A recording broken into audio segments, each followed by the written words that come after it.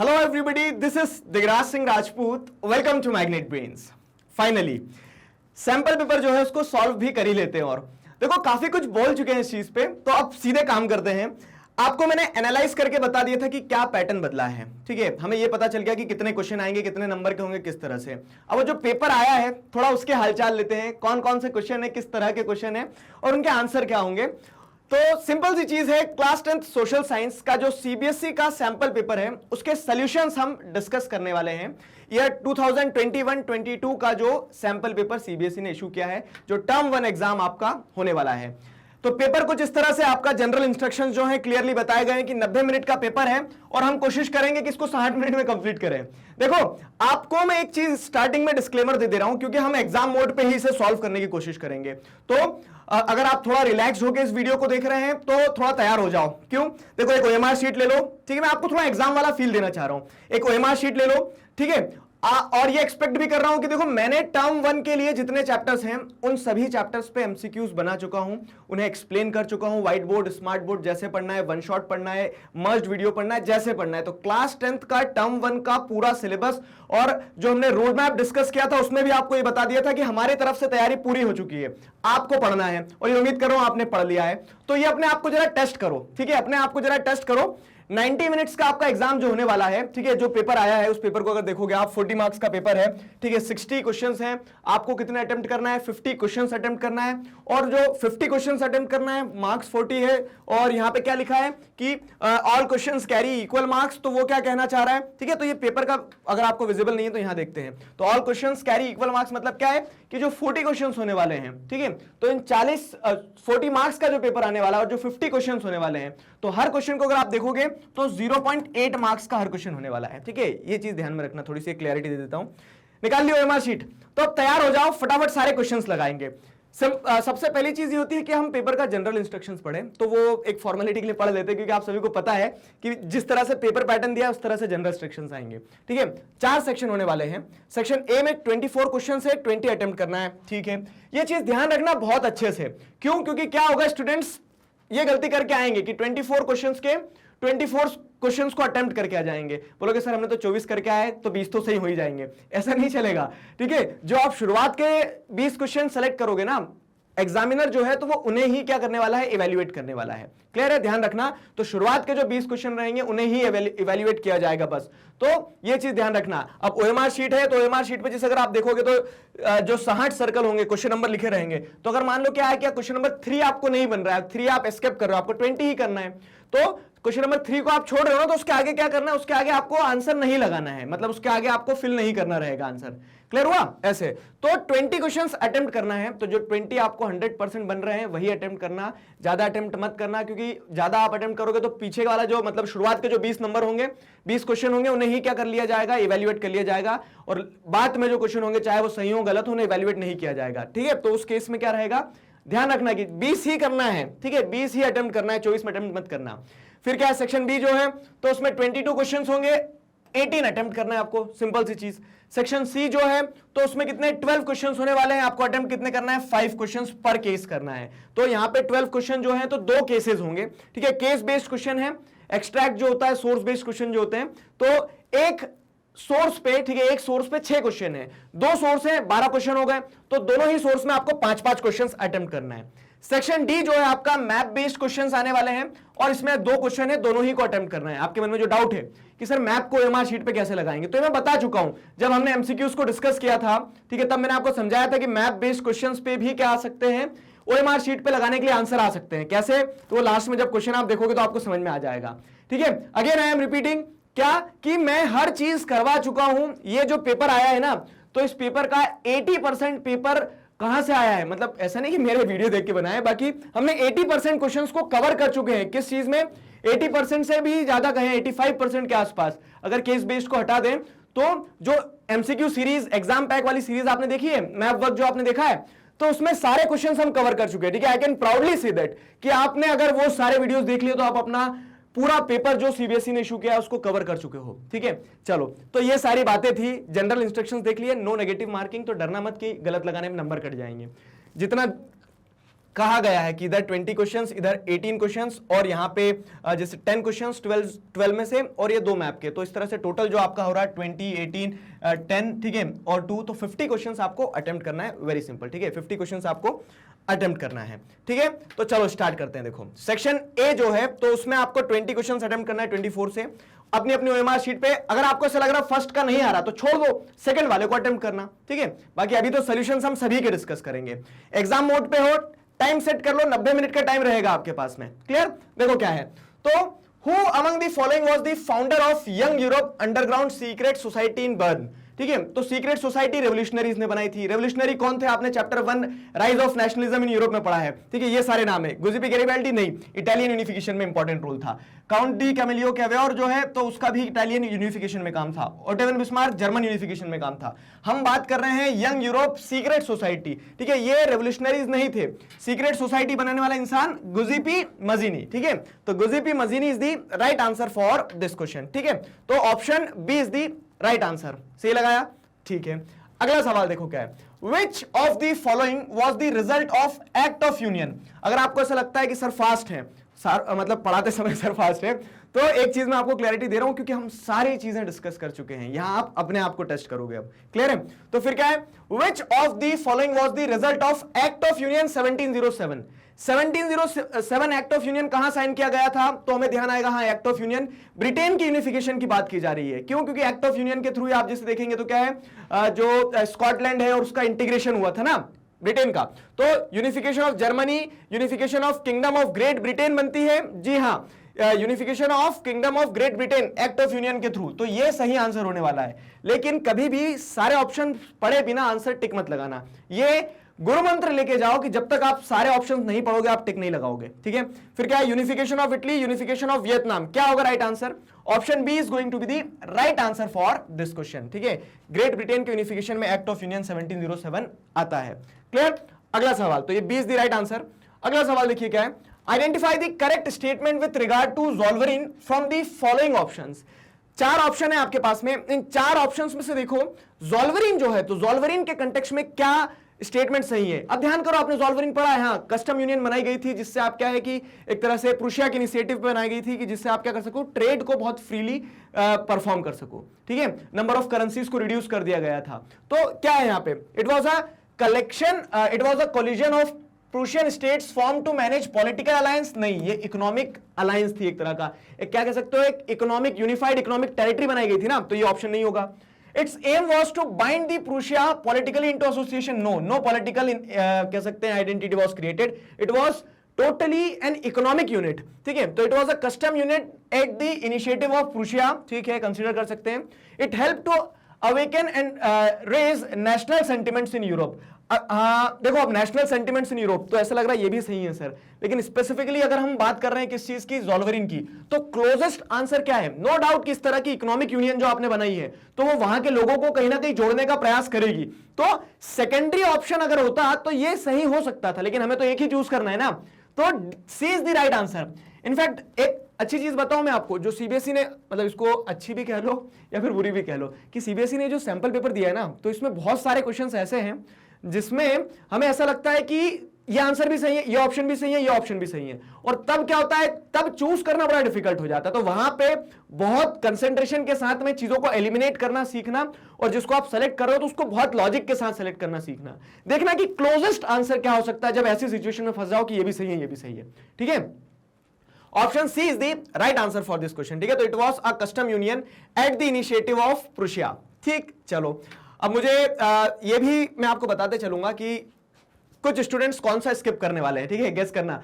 जैसे आपको पता है कि आपका लक्ष्य क्या है, कि हाँ सेक्शन ए जो है तो उसमें 24 क्वेश्चन, जो 24 में से मुझे क्या करना है, 20 क्वेश्चन अटेम्प्ट करना है, तो 4 छोड़ोगे आप, दिखती बात है, तो 4 वो छोड़ना जिनमें आप डाउटफुल हो, ठीक है, थोड़ा सा भी डाउटफुल हो कि यार इसका सही नहीं पता है, तो क्वेश्चन सारे पढ़ लेना एक बार पहले, जल्दीबाजी मत करना पेपर सॉल्व करते समय, ठीक है। मैं आपको यहाँ पे 60 मिनट में करवाने की कोशिश करता हूँ, क्योंकि आप 30 मिनट का गैप खुद लेके चलो, कि आप बहुत इत्मीनान से पेपर पढ़ो, जल्दीबाजी मत करना, ठीक है। चलो तो यहां पे क्या है, option C is the right answer for this question. अगला सवाल, which of the following countries were involved in the 3 wars with Prussia and ended with victory of unification of Germany?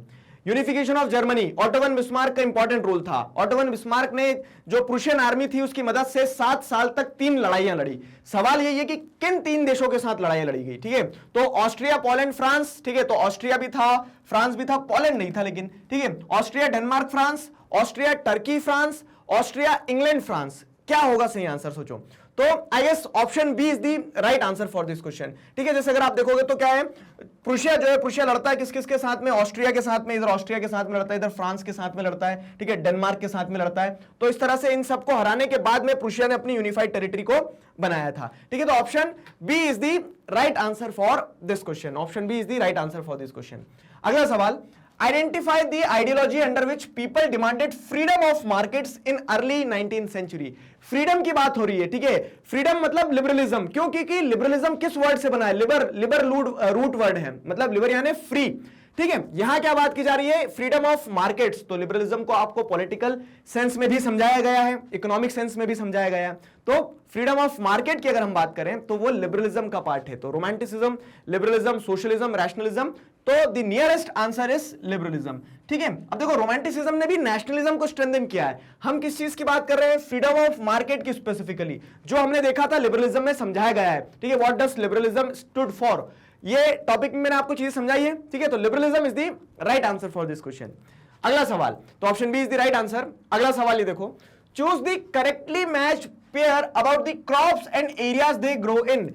फिर विजुअलाइज करो, ठीक है, थोड़ा विजुअलाइज करो कि crops का हमें आइडिया है कहां क्या ग्रो होती है, हमने सारी चीजें पढ़ी है, ठीक है, हमने सारी चीजें पढ़ी है। तो groundnut Assam, T Gujarat, coffee Karnataka, sugar cane Chhattisgarh. आपको क्या करना है? करेक्टली मैच्ड पेयर को पता करना है। तो ग्राउंडनट आसाम में होता है क्या? नहीं, ग्राउंडनट आसाम में थोड़ी ना होता है। ग्राउंडनट तो Gujarat is the largest producer of groundnut, ठीक है। तो अब जब ये वाला ऑप्शन गलत है तो गुजरात के साथ टी लगा दिया, टी आसाम में होता है, गलती कर दी, ठीक है। तो ये दोनों ऑप्शन आपने एलिमिनेट कर दिया। जरूरी नहीं आपको यह पता हो कि सही आंसर क्या है, अगर आप ये भी जानते हो कि ये गलत है तो भी आपका काम हो जाएगा, ठीक है। तो देयर आर 2 वेज कि आपको सही पता हो या फिर आपको यह पता हो कि ये सही नहीं है, ठीक। चलो तो फिर क्या है, अब ये दोनों तो एलिमिनेट हो गए। शुगर केन छत्तीसगढ़, अब शुगर केन के लिए हमने देखा था एलुवियल सॉइल, फर्टाइल सॉइल चाहिए रहती है, पानी ज्यादा चाहिए रहता है। छत्तीसगढ़ में कैसे होगा शुगर केन, ठीक है। वो क्लाइमेटिक कंडीशंस, वो कह सकते हैं जो रिक्वायरमेंट्स चाहिए वो नहीं है। तो शुगर केन छत्तीसगढ़ में नहीं होगा, उत्तर प्रदेश, महाराष्ट्र, इन स्टेट्स में होता है। कॉफी कर्नाटका की अगर बात करें, बाबा बुदान हिल्स, ध्यान आया कुछ, ठीक है। तो coffee Karnataka is the right pair, तो option C is the right answer for this question, ठीक। तो ये कॉफी है और ये कर्नाटका है, मैप पे भी थोड़ा ध्यान रखना, ये कॉफी, ये कर्नाटका और ये सही आंसर आपका, ठीक है। तो option C is the right answer for this question. अगला सवाल, the piece of land left uncultivated for the past 1 to 5 agricultural year is called dash. Choose the correct option. एक ऐसी जमीन का हिस्सा जिसको क्या कर दिया गया है 5 सालों के लिए, ठीक है, 1 to 5 एग्रीकल्चरल ईयर के लिए क्या कर दिया गया, खाली छोड़ दिया गया है, तो वो क्या कहलाएगी, फैलो लैंड कहलाएगी। उसमें देखो अब आपको लैंड यूज वाला जो टॉपिक है उसमें सारी चीजें बताई गई है, ठीक है। लैंड यूज वाले टॉपिक में जैसे अगर आप देखेंगे कौन सा चैप्टर, तो लैंड यूज वाला जो आपका चैप्टर 1 है, ठीक है। तो वहां पे आप क्या समझते हैं, चीजों को ऐसे समझते हैं कि हाँ लैंड यूज में अलग अलग तरीके से लैंड का इस्तेमाल किया जाता है। फॉरेस्ट होता है, ठीक है, फॉरेस्ट के अलावा जैसे आप क्या देखेंगे तो land not available for cultivation वगैरह, ये सारी चीजें होती है। मैं रिपीटेशन नहीं करना चाह रहा हूं चीजों का, ठीक है, मैं इस पे फोकस कर रहा हूं कि आप क्लिक करो सीधे कि हाँ हमने ऐसा भी देखा एक जमीन का हिस्सा ऐसा होता है जिसे खाली छोड़ दिया जाता है, तो खाली छोड़ दिया गया उसे क्या कहेंगे आप, फैलो लैंड। अब उसमें भी कैटेगरी होती है, ठीक है। तो 5 साल से ज्यादा तो कल्चरलेबल वेस्टलैंड हो गया वो, लेकिन 1 साल से कम में तो क्या हो जाएगा, करंट फैलो में आ जाएगा। तो उसी तरह से सब डिविजन्स हैं आपको, लेकिन सिंपल क्या है, the piece of land left uncultivated for past 1 to 5 agricultural year is called dash. अब देखो बैरन वो हो नहीं सकती है क्योंकि उसको छोड़ा गया है खाली, ठीक है। फॉरेस्ट लैंड वो होगी नहीं क्योंकि उसके ऊपर फॉरेस्ट नहीं है, ठीक है। ग्रेजिंग लैंड और फैलो लैंड में आप कंफ्यूज हैं, तो अब देखो अगर वहां पे ग्रेजिंग हो रही है तो वो ग्रेजिंग लैंड कहलाएगी ना, तो ग्रेजिंग लैंड भी नहीं कहलाएगी, फैलो लैंड कहलाएगी। एलिमिनेट करना सीखो, ठीक है। Option D is the right answer for this question. अगला सवाल क्या है, which one of the following conferences convened to discuss environmental protection and socio-economic development at the global level in 1992? This is the easy question, आप सभी से attempt करने वाले हैं आई गेस, ठीक है जी हाँ। तो अब देखो क्या है, कौन सी मीटिंग हुई थी, तो क्योटो प्रोटोकॉल हुआ था क्या? नहीं सर हमने पढ़ा ही नहीं क्योटो प्रोटोकॉल, ऐसे भी एलिमिनेट कर सकते हो, ठीक है। मॉनिट्रल प्रोटोकॉल ये भी नहीं हुआ था, मॉनिट्रल प्रोटोकॉल भी नहीं था।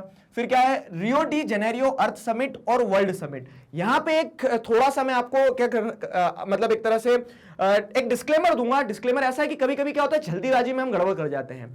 समिट हमें ध्यान रहेगा, समिट यहां भी लिखा है, दो ऑप्शन में समिट है, शायद हम अर्थ समिट ना देखते हुए वर्ल्ड समिट देखते हुए क्लिक कर जाएं, तो ऑप्शंस पढ़ते समय थोड़ी सावधानी रखना, ठीक है। तो world summit on sustainable development, आगे सस्टेनेबल डेवलपमेंट भी लिखा, तो शायद हमें ऐसा लगे कि ये आंसर सही है, लेकिन ध्यान रखना, स्पेसिफिक रहना। 1992 ब्राजील रियो डी जेनेरियो अर्थ समिट एजेंडा 21, वो सारी चीजें यहां से निकल के आई थी। Option C is the right answer for this question, ठीक है, option C is the right answer. अगला सवाल, India has land under a variety of relief features. Which of the following features ensure perennial flow of some rivers, provide facilities for tourism and ecological aspect? तीन चीजें हैं। जब एक चीज और करना, अब पेंसिल से क्या है अंडरलाइन करते चलना, जब आप क्वेश्चंस पढ़ो प्रैक्टिस करो चीजों को, तो क्या लिखा है यहाँ पे, India has land under varied relief features, yes we know this, ठीक है। Which of the following feature, अब क्वेश्चन यहां से चालू हुआ, which of the following feature ensure perennial flow of some rivers, provide facilities for tourism and ecological aspect. तो पानी मिल रहा है, टूरिज्म है, इकोलॉजिकल एस्पेक्ट में मतलब बहुत सारी फैसिलिटीज को प्रोवाइड करता है। कौन से रिलीफ फीचर के द्वारा ये सारी चीजें दी जाती है? Plains, plateau, islands, mountains. देखो प्लेन्स में आपको पेरिनियल फ्लो, प्लेन्स में पानी कहां से आएगा, पहाड़ों से उतर के आएगा, ठीक है। प्लेटू जो है, तो प्लेटू में आपको क्या देखने को मिलेगा, एक तरह से प्लेटू में उतना ज्यादा टूरिज्म नहीं होगा और पेरिनियल फ्लो ऑफ वाटर भी नहीं होगा। जैसे आप देखते हैं तो जो डेक्कन प्लेटू है वहां पे सीजनल फ्लो है ना पानी का, क्लियर हुआ। तो इस तरह से प्लेन्स भी नहीं होंगे, प्लेटू भी नहीं होंगे, आइलैंड पे हो नहीं सकता ये सारी चीजें। आइलैंड में नो डाउट टूरिज्म होगा, आइलैंड पे इकोलॉजिकल एस्पेक्ट भी हो सकता है, लेकिन आइलैंड से बहुत सारी कोई नदियां नहीं निकल रही होगी, ठीक है, वो चारों तरफ पानी से वैसे घिरा हुआ है। बचा क्या, माउंटेन्स। तो mountain is the right answer. क्यों? क्योंकि आप समझो माउंटेन जो है, तो माउंटेन से कितनी नदियां निकलती है, टूरिज्म के लिए इंपॉर्टेंट हो जाता है, ठीक है, और इकोलॉजिकल एस्पेक्ट भी आपको वहां देखने को मिलेगा, ठीक। तो mountains is the right answer for this question, clear. अगला सवाल, option D is the right answer. अगला सवाल ये रहा, which one of the following human activities has contributed significantly in land degradation? Land degradation में किस चीज ने बहुत सिग्निफिकेंटली कंट्रीब्यूट किया है? मतलब बहुत अच्छी चीज नहीं है, लेकिन आप नेगेटिवली देखो कि किस के कारण से लैंड डिग्रेडेशन हुआ है। Deforestation, crop rotation, shelter belts, ploughing. बताओ। तो देखो क्रॉप रोटेशन से नहीं होगा, शेल्टर बेल्ट से आप बचाओगे लैंड को डिग्रेड होने से, सॉइल इरोजन से। प्लोइंग जो है, तो प्लोइंग से फॉल्टी प्लोइंग अगर होगी, गलत तरह से हल जोतोगे, खेत जोतोगे, तो हो सकता है। लेकिन हमें यहां पे डिफॉरेस्टेशन जो है नियरेस्ट आंसर दिख रहा है। क्यों? क्योंकि डिफॉरेस्टेशन क्लियरली बोल रहा है ना, पेड़ काटोगे लैंड डिग्रेड होगी ही होगी। तो option A is the right answer for this question. Very simple. अगला, इनफैक्ट आप पढ़ के बैठे हो सब, तो सब कुछ सिंपल है। अगला सवाल, Which one of the following countries adopted majoritarianism in their constitution? किस देश ने अपने संविधान में मेजोरिटेरियनिज्म को अडॉप्ट किया है? क्या है मेजोरिटेरियनिज्म? तो आप बिलीफ, ठीक है, एक बिलीफ सिस्टम जिसके चलते आप क्या कर रहे हैं, आप ये मान के चल रहे हैं कि मेजोरिटी कम्युनिटी डोमिनेट करे, रूल करे with regarding the interest of minorities, ठीक है। तो with disregarding the interest of minority, तो आप माइनॉरिटीज के इंटरेस्ट के बारे में सोचते ही नहीं है, ठीक है, सिर्फ मेजोरिटी के बारे में सोचेंगे, मेजोरिटी डोमिनेट करे। ऐसा बिलीफ किस देश में था? पावर शेयरिंग, चैप्टर 1 सिविक्स आपने पढ़ा है, ठीक है। बेल्जियम और श्रीलंका का केस पढ़ा था, बेल्जियम गुड वाला था, श्रीलंका बैड वाला था, एग्जाम्पल के कंटेक्स्ट में, पावर शेयरिंग के कंटेक्स्ट में। तो Sri Lanka is the right answer. Option c, Sri Lanka is the right answer. Sinhala supremacy आपको यही देखने को मिली थी, ठीक है। Option C is the right answer for this question.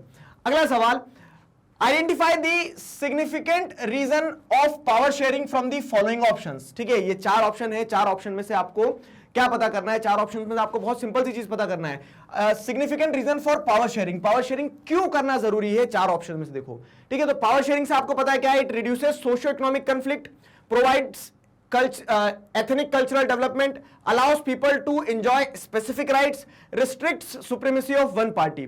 अब वो जो मैं आपसे जिस क्वेश्चन के टाइप की बात कर रहा था ना, कि कभी कभी ऐसा लगता है कि चारों ऑप्शन सही है, तब फंस जाओगे, तब क्या करोगे? तो देखो अब कंसंट्रेट करो। Restrict supremacy of one party, power sharing, अगर पावर शेयर कर लोगे तो कोई एक पार्टी की सुप्रीमेसी नहीं होगी, बात सही है ये भी, ठीक है, लेकिन इस पे टिक लगा दें क्या, नहीं अभी नहीं। Allows people to enjoy specific right, जी हाँ सबके पास राइट्स रहेंगे।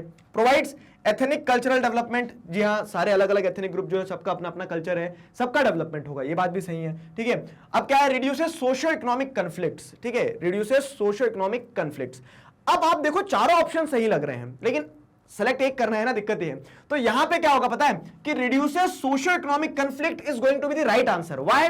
क्योंकि कहानी समझो क्या हो रहा है, आप अच्छे से समझना कि आपकी बुक में स्पेसिफिकली दिया गया पावर शेयरिंग के दो फायदे हैं, एक मॉरल एक प्रूडेंशियल। मॉरल और प्रूडेंशियल, मॉरल तो ये है कि आप डेमोक्रेसी हो तो power sharing is the basic spirit of democracy. दूसरा क्या है कि इट रिड्यूसेस द कन्फ्लिक्ट, ठीक है, it reduces the chances of conflict, छोटा भाई बड़ा भाई, ध्यान आया कुछ एग्जांपल, थ्योरी पार्ट में हमने सारी चीजें सीखी है। तो अगर आप पावर शेयर कर दोगे तो कन्फ्लिक्ट्स की पॉसिबिलिटी कम हो जाएगी, ये स्पेसिफिकली आपकी बुक में दिया गया है, आपने पढ़ के आए हो, ठीक है। तो this is the closest answer, ये भी गलत नहीं है लेकिन हमें सेलेक्ट एक करना है ना, तो क्लोजेस्ट आंसर क्या होने वाला है, ठीक है, नियरेस्ट आंसर आपका ऑप्शन ए होने वाला है। तो क्वेश्चन नंबर 12 का सही आंसर है option A, option A is the right answer for this question. अगला सवाल, apart from the central and the state government Belgium has a third kind of government as well. Belgium में एक third kind of government भी है central और state government के अलावा। उस थर्ड काइंड ऑफ गवर्नमेंट को आप क्या कहेंगे, ठीक है। तो identify this third kind of government from the following options. Democratic government, तो सेंट्रल गवर्नमेंट और स्टेट गवर्नमेंट भी डेमोक्रेटिक है, ऐसा नहीं है, ठीक है। सोशलिस्ट गवर्नमेंट, तो सोशलिस्ट गवर्नमेंट वहां पे नहीं है। कम्युनिटी गवर्नमेंट और लिबरल गवर्नमेंट, नो डाउट वहां की गवर्नमेंट लिबरल है। बाकी आपको स्पेसिफिकली देखना है कि हर कम्युनिटी के लोग जो है तो अपनी लैंग्वेज, रिलीजन, इन सारे इश्यूज को डील करने के लिए उन्होंने अपनी अपनी क्या बना के रखी है, एक कम्युनिटी गवर्नमेंट बना के रखी है, ठीक है। तो चाहे वो कहीं भी रहे, फ्लेमिश रीजन में, वेलोनिया वाले रीजन में, लेकिन उनकी कम्युनिटी के लिए, उनकी उस लैंग्वेज स्पीकिंग ग्रुप के लिए जब डिसीजन लेना होगा सेंसिटिव इश्यूज पे, तो वो उनके ही द्वारा चुनी गई कम्युनिटी गवर्नमेंट के द्वारा लिए जाएंगे। तो बेल्जियम में कम्युनिटी गवर्नमेंट स्पेसिफिक है। देखो क्या हो रहा है ना, दो तरह के स्टूडेंट्स हैं, दो तरह के कैसे हैं कि एक वो है जिन्होंने शिद्दत से पढ़ाई करी है, तो आप लोगों के लिए तो क्या है, आंसर चमक रहे होंगे आपकी आंखों में। बाकी वो भी प्यारे स्टूडेंट्स, ठीक है, जो मतलब कह सकते हैं कि पढ़ नहीं पाए थे, लास्ट टाइम पे पढ़ा है, तो आप क्या लॉजिक से काम करना, सुनो मेरी बात, ठीक है। आप उतना नहीं पढ़ पाए हो कि आपको हर चीज एकदम डिटेल में पता है, समझे हो, समझ लेते तो बहुत अच्छा रहता, और अभी भी समय समझ लो, अभी भी, ठीक है, सारा सब कुछ अवेलेबल है, कंटेंट क्लियर है, सब कुछ अवेलेबल है, एक चीज नहीं छुटी है।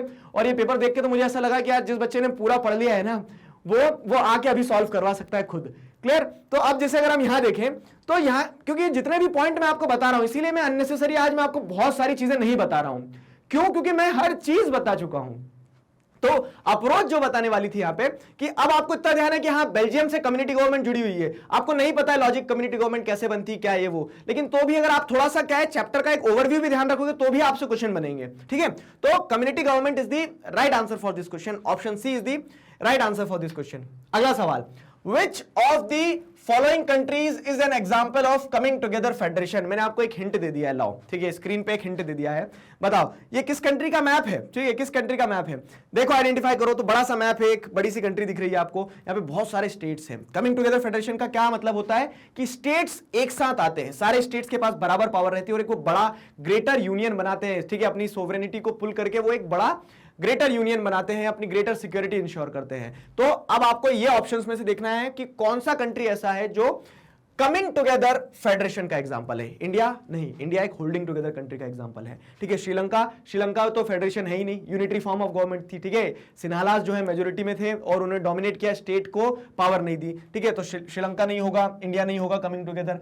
बेल्जियम और यूएसए, तो बेल्जियम भी क्या है, बेल्जियम जैसे अगर आप देखोगे तो एक होल्डिंग टुगेदर फेडरेशन है जहां पे वो पावर अपनी शेयर करता है। बचा क्या, यूएसए, और यूएसए का एग्जांपल स्पेसिफिकली बुक में दिया है कि यूएसए एक कमिंग टुगेदर फेडरेशन का एग्जांपल है, ठीक है, कि सारे स्टेट्स साथ में आके यूनाइटेड स्टेट्स ऑफ अमेरिका, मतलब वो सारे स्टेट्स यूनाइट हुए हैं, ठीक है, states assembled and they made USA, clear है। तो option C is the right answer for this question. अगला सवाल देखो यहां पे क्या है, तो why is the power shared amongst different organ of government called as horizontal distribution of power, identify the correct reason, ठीक है।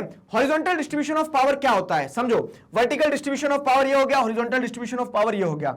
हॉरिजॉन्टल मतलब कि आप पावर को एक ही लेवल पे अलग अलग लोगों में शेयर कर दे रहे हैं। वर्टिकल में मतलब क्या होता है कि आप क्या कर रहे हैं कि इधर ऑर्गन्स के बीच में, यहां अलग अलग लेवल्स के बीच में पावर को शेयर करते हो आप, ठीक है। तो ये क्या हो गया, जैसे आप सेंटर से स्टेट, स्टेट से लोकल लेवल को पावर दे रहे हैं। और पूछा क्या है, horizontal level of power sharing. तो horizontal level of power sharing कहां होगा, horizontal level of power sharing जैसे अगर आप देखोगे तो क्या है कि सेंट्रल लेवल पे जुडिशरी के पास पावर है, एग्जीक्यूटिव के पास भी है और लेजिस्लेचर के पास भी है, ठीक है। तो it gives judiciary more power than legislature and executive, नहीं, इक्वल पावर। सेम लेवल पे आप क्या कर रहे हैं, सेम लेवल पे अलग अलग ऑर्गन्स को पावर दे रहे हैं, वो होता है horizontal form of power sharing, जिसे हम क्या कहते हैं, system of checks and balance भी कहते हैं। क्लियर। तो it allows different organs of government to be placed at the same level. Answer मिला, ठीक है।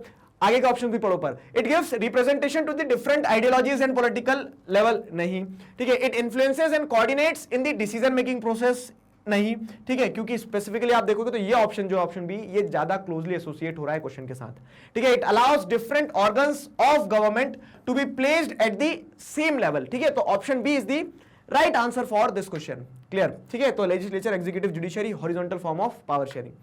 अगला सवाल देखिए, तो option B is the right answer. अगला सवाल, in India's federal system the central and the state governments have the power to legislate on all those subjects which are included in. क्या है क्वेश्चन, सिंपल पूछ रहा है, central और state government के पास में पावर होती है किन सारे सब्जेक्ट्स पे लेजिस्लेट करने की, तो यूनियन लिस्ट में, एग्जीक्यूटिव लिस्ट, स्टेट लिस्ट में और कंकरेंट लिस्ट में। तो ऐसी कौन सी लिस्ट है इसके अंदर जो सब्जेक्ट्स है तो उस पे सेंट्रल गवर्नमेंट भी, स्टेट गवर्नमेंट भी दोनों लॉज बना सकते हैं। तो concurrent list is the right answer, ठीक है। Concurrent list is the right answer for this question, क्योंकि स्टेट लिस्ट में जो सब्जेक्ट दिए उन पे स्टेट लॉ बनाएगा, यूनियन लिस्ट में जो सब्जेक्ट दिए उन पे यूनियन लॉ बनाएगा। रेसिडरी सब्जेक्ट जो होते हैं तो कॉन्स्टिट्यूशन के बनने के जो बाद आए उस पे लॉ कौन बना सकता है, सिर्फ सेंट्रल गवर्नमेंट। तो कंकरेंट लिस्ट एक ऐसी लिस्ट है जिसमें जो सब्जेक्ट्स दिए तो उस पे दोनों ही लॉ बनाते हैं, सेंट्रल गवर्नमेंट भी और स्टेट गवर्नमेंट भी। क्लियर है। अगला सवाल देखो क्या है, तो which of the following states of India enjoy special powers under article 371A of the constitution of India। Article 370 सभी को याद है। सवाल क्या पूछ रहा है, 371A जो है, ठीक है। तो ये इस आर्टिकल के अंदर हमने क्या देखा था कि India, what makes India federal country. तो इंडिया में आप देखोगे कि इंडिया में फेडरलिज्म ऐसा है कि हर स्टेट के पास में पावर है और सबके पास में पावर क्या है, उनकी रिक्वायरमेंट्स के हिसाब से, किसी के पास पावर ज्यादा है, किसी के पास कम है। तो जैसे पहले जम्मू कश्मीर के पास आर्टिकल 370 के अकॉर्डिंग हुआ करती थी, यहां पूछा है 371 के अकॉर्डिंग किसके पास पावर है। तो Nagaland is the right answer, ठीक है। नागालैंड को देखो आप, यहां पे नागालैंड क्या है, एक ट्राइबल स्टेट है तो उसे स्पेशल पावर्स दी गई है। क्लियर है। अगला सवाल, तो option A is the right answer. अगला सवाल ये रहा, विच one of the following is an example of primary sector activity. Primary sector activity का एग्जांपल क्या है इनमें से, बैंकिंग, आउटसोर्सिंग, फार्मिंग और banking. Banking, outsourcing, farming, banking, ठीक है। शायद यहां पे ऑप्शन में कुछ गड़बड़ है। बाकी अगर हम देखें तो हमें हमारा अर्जुन का लक्ष्य क्या होना चाहिए, मछली की आंख। आपको आंसर इसमें दिख रहा है कौन सा गलत है, ठीक है। मतलब आप क्या लग रहा है आपको कि क्या क्या गलत है और क्या सही है। तो अगर हम देखें, विच of the following is an example of primary sector activity, तो बैंकिंग प्राइमरी नहीं है, आउटसोर्सिंग प्राइमरी नहीं है, बैंकिंग फिर यहां पे जो गलत है जो भी, ठीक है, तो वो भी प्राइमरी नहीं है। तो प्राइमरी क्या है, फार्मिंग, नेचर और नेचर से जुड़े जो काम होते हैं। तो option C is the right answer for this question. Clear. अगला सवाल देखिए, तो which of the following measures the proportion of literate population in 7 and above age group. 7 और 7 से ऊपर वाली जो एज ग्रुप है उसमें अगर आप देखते हो कि कितने लोग लिटरेट हैं, वो आपको किस चीज से पता चलता है, ठीक है। तो अब अगर आप यहां देखेंगे कि नेट अटेंडेंसी रेशियो से आपको यह पता लगता है क्या कि कितने लोग 7 और 7 से ऊपर की उम्र के लिटरेट हैं, नहीं, ठीक है। उससे आपको यह पता लगता है कि 14 से 15 साल की एज ग्रुप में कितने लोग जो हैं, ठीक है, उस एज ग्रुप में कितने लोग जो हैं वो स्कूल अटेंड कर रहे हैं, वो तो नेट अटेंडेंसी रेशियो बताता है। एनरोलमेंट रेट अलग चीज है, लिटरेसी रेट और ड्रॉप आउट रेशियो। तो जो सही आंसर है वो है लिटरेसी रेट, क्योंकि लिटरेसी रेट आपको ये बताता है कि which of the following measures the proportion of literate population in the 7 and above age group, ठीक है। Option C is the right answer for this question. अगला सवाल, which one of the following is the correct meaning of average income. अब इसे आपको पढ़ना होगा, ठीक है। एवरेज इनकम की अगर हम बात करें तो करेक्ट मीनिंग क्या है, देखिए चारों स्टेटमेंट्स को पढ़ो। The total income of the country divided by it's earning population, ठीक है, अच्छे से पढ़ लिया। The total income of the country divided by its total population, the total income of all the residents of country, ठीक है। अब आपने ये 3 स्टेटमेंट्स पढ़ लिया, अब आपको 3 में कुछ ऐसा लगा क्या, चौथा भी पढ़ो पहले। क्या है, the total income from the domestic and foreign sources, ठीक है। हमें पता करना है एवरेज इनकम। एवरेज इनकम मतलब क्या है कि आपकी कंट्री है, आपकी कंट्री में टोटल इनकम कितना है। टोटल इनकम आपकी कंट्री का मान लो कितना है, 1000 रुपए है, ठीक। फिर उसके बाद में अगर आप जैसे देखेंगे divided by its total population, ठीक है, टोटल पॉपुलेशन जो है, तो टोटल पॉपुलेशन जो है वो आपकी मान लो 100 लोगों की है, ठीक है। तो अब आपके पास क्या मिल जाएगा, 10 रुपए, ठीक है। तो जैसे अगर हम यहां पे देखें तो 10 रुपए, आप 10 रुपए जो है आपके, ये 10 रुपए आपके क्या दर्शाते हैं, 10 रुपए दर्शाते हैं कि हाँ एवरेज लेवल पे हर इंसान, आपकी कंट्री की टोटल पॉपुलेशन 100 थी ना, तो एवरेज लेवल पे हर इंसान कितना कमा रहा है, 10 रुपए कमा रहा है। तो the right answer for this question is option B, क्योंकि ऑप्शन बी इस चीज को क्लियरली एक्सप्लेन कर रहा है कि total income of the country divided by its total population, तो जितनी टोटल पॉपुलेशन है उसमें अगर आप क्या कर रहे हैं, टोटल इनकम को डिवाइड कर दे रहे हैं। तो क्लियर हुआ, तो option B is the right answer for this question. Clear, आगे बढ़ते हैं। अगर आप 21 को देखें हम, ठीक है, अगला सवाल जो है, Which one of the following best describes the human development index? Human development index जो है हमारा, ठीक है, ह्यूमन डेवलपमेंट इंडेक्स को अगर हम समझे तो क्या चीज ह्यूमन डेवलपमेंट इंडेक्स को बहुत अच्छी तरह से सिग्निफाई कर रही है, तो improvement in science, information and technology, क्या इससे ह्यूमन डेवलपमेंट हो जाएगा, इससे होगा, लेकिन जो HDI है ना, ह्यूमन डेवलपमेंट इंडेक्स है, उसके लिए 3 पैरामीटर्स नहीं रखे गए हैं।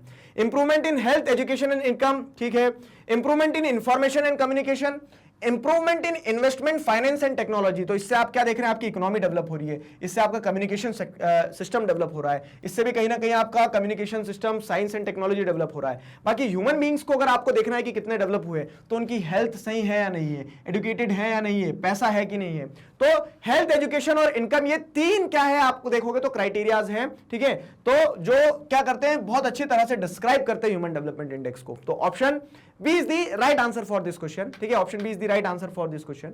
अगला सवाल, consequences of environmental degradation do not respect national और state boundaries। जो नेशनल और स्टेट बाउंड्रीज है ना, उन्हें मतलब जब इन्वायरमेंटल डिग्रेडेशन होगा तो ये नहीं देखा जाएगा कि ये देश पावरफुल है, यहां इन्वायरमेंटल डिग्रेडेशन नहीं होना चाहिए, ठीक है। तो वही चीज है कि consequences of environmental degradation do not respect national और state boundaries, Which of the following is the essence of this statement, ठीक है। तो इस स्टेटमेंट का एसेंस किस चीज में आपको देखने को मिल रहा है, economic development, human development, sustainable development, national development. Economic development से कुछ नहीं होगा, ह्यूमन डेवलपमेंट से कुछ नहीं होगा, नेशनल डेवलपमेंट से कुछ नहीं होगा अगर सस्टेनेबल डेवलपमेंट नहीं होगा। तो क्यों, क्योंकि रिसोर्सेज अगर खत्म होते चले जाएंगे तो सफर अमेरिका भी करेगा, सफर इंडिया भी करेगा, सफर चाइना भी करेगा, तो नेचर के टुवर्ड्स सबको सेंसिटिव होना पड़ेगा। दिस इज द क्रक्स, ठीक है। तो option C is the right answer for this question. अगला सवाल देखिए, which of the following examples fall under an organised sector, ठीक है। ऑर्गेनाइज्ड सेक्टर जो गवर्नमेंट रूल्स रेगुलेशंस के अंडर में है, जहां पे सिक्योरिटी ऑफ टेन्योर है, कांता और कमल की कहानी ध्यान आई, कुछ पढ़ के आए हम, ठीक है, इकोनॉमिक्स में।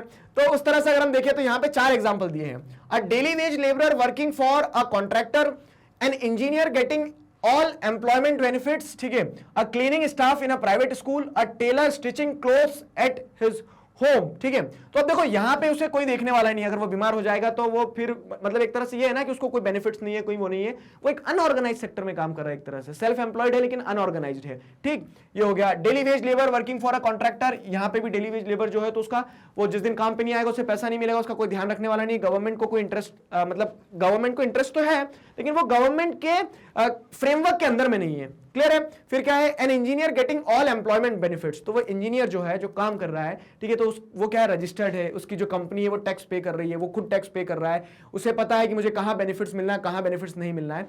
तो ये जो है ना हमारी डेफिनेशन जो है ऑर्गेनाइज सेक्टर की उसमें सेट हो रहा है, क्लियर है। Cleaning staff in private school, तो आप बोलोगे सर प्राइवेट स्कूल में काम कर रहा है, स्कूल ध्यान रखेगी, लेकिन अगर आप देखोगे ना तो इन दोनों में क्या है, इन दोनों में ज्यादा सिक्योर ऑर्गेनाइज्ड कौन दिख रहा है आपको, ठीक है, ज्यादा सिक्योर और ऑर्गेनाइज्ड। अब एक टीचर होता तो अब देखो डिस्क्रिमिनेशन है, ठीक है, जो बात है वो है, एक टीचर होता है और एक क्लीनिंग स्टाफ होता है, तो दिखती बात है कि टीचर अपने राइट्स जानता है, क्लीनिंग स्टाफ जो अपने राइट्स नहीं जानता है, एक्सप्लॉइट हो सकता है, ठीक है, शायद हो वो रजिस्टर्ड भी ना हो स्कूल के एम्प्लॉयज की लिस्ट में, क्लियर है, परमानेंट ना हो, तो ये सारी दिक्कतें हो सकती है। तो closest answer for this question is option B, ठीक है, option B is the right answer for this question. अगला सवाल सेक्शन ए का लास्ट क्वेश्चन है, आपको 20 सॉल्व करना थे, तो अगर आपको मान लो कि यहां तक पूरे के पूरे एकदम फॉर श्योर हो आपको कि हाँ 20 क्वेश्चन मुझे सही पता है, तो आप यहां तक 20 लगाइए, आगे बढ़ जाइए, ठीक है। बाकी क्योंकि क्या आपके जो इवैल्यूएट होना है तो वो शुरुआत के जो 20 आप करोगे वही होना है। मान लो आपको 15 नंबर का क्वेश्चन नहीं बना तो 15 छोड़ दिया तो आपको 21 करना पड़ेगा उसकी जगह, ठीक है।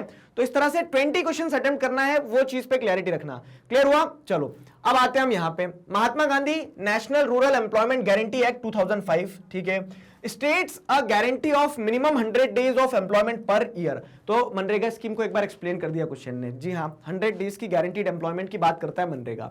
ठीक है, if the government is unable to fulfil these 100 days of an employment the government would have to dash. ठीक है, अगर गवर्नमेंट 100 दिन तक काम नहीं दे पाई तो गवर्नमेंट को क्या करना पड़ेगा? Choose the correct option. Here are the options.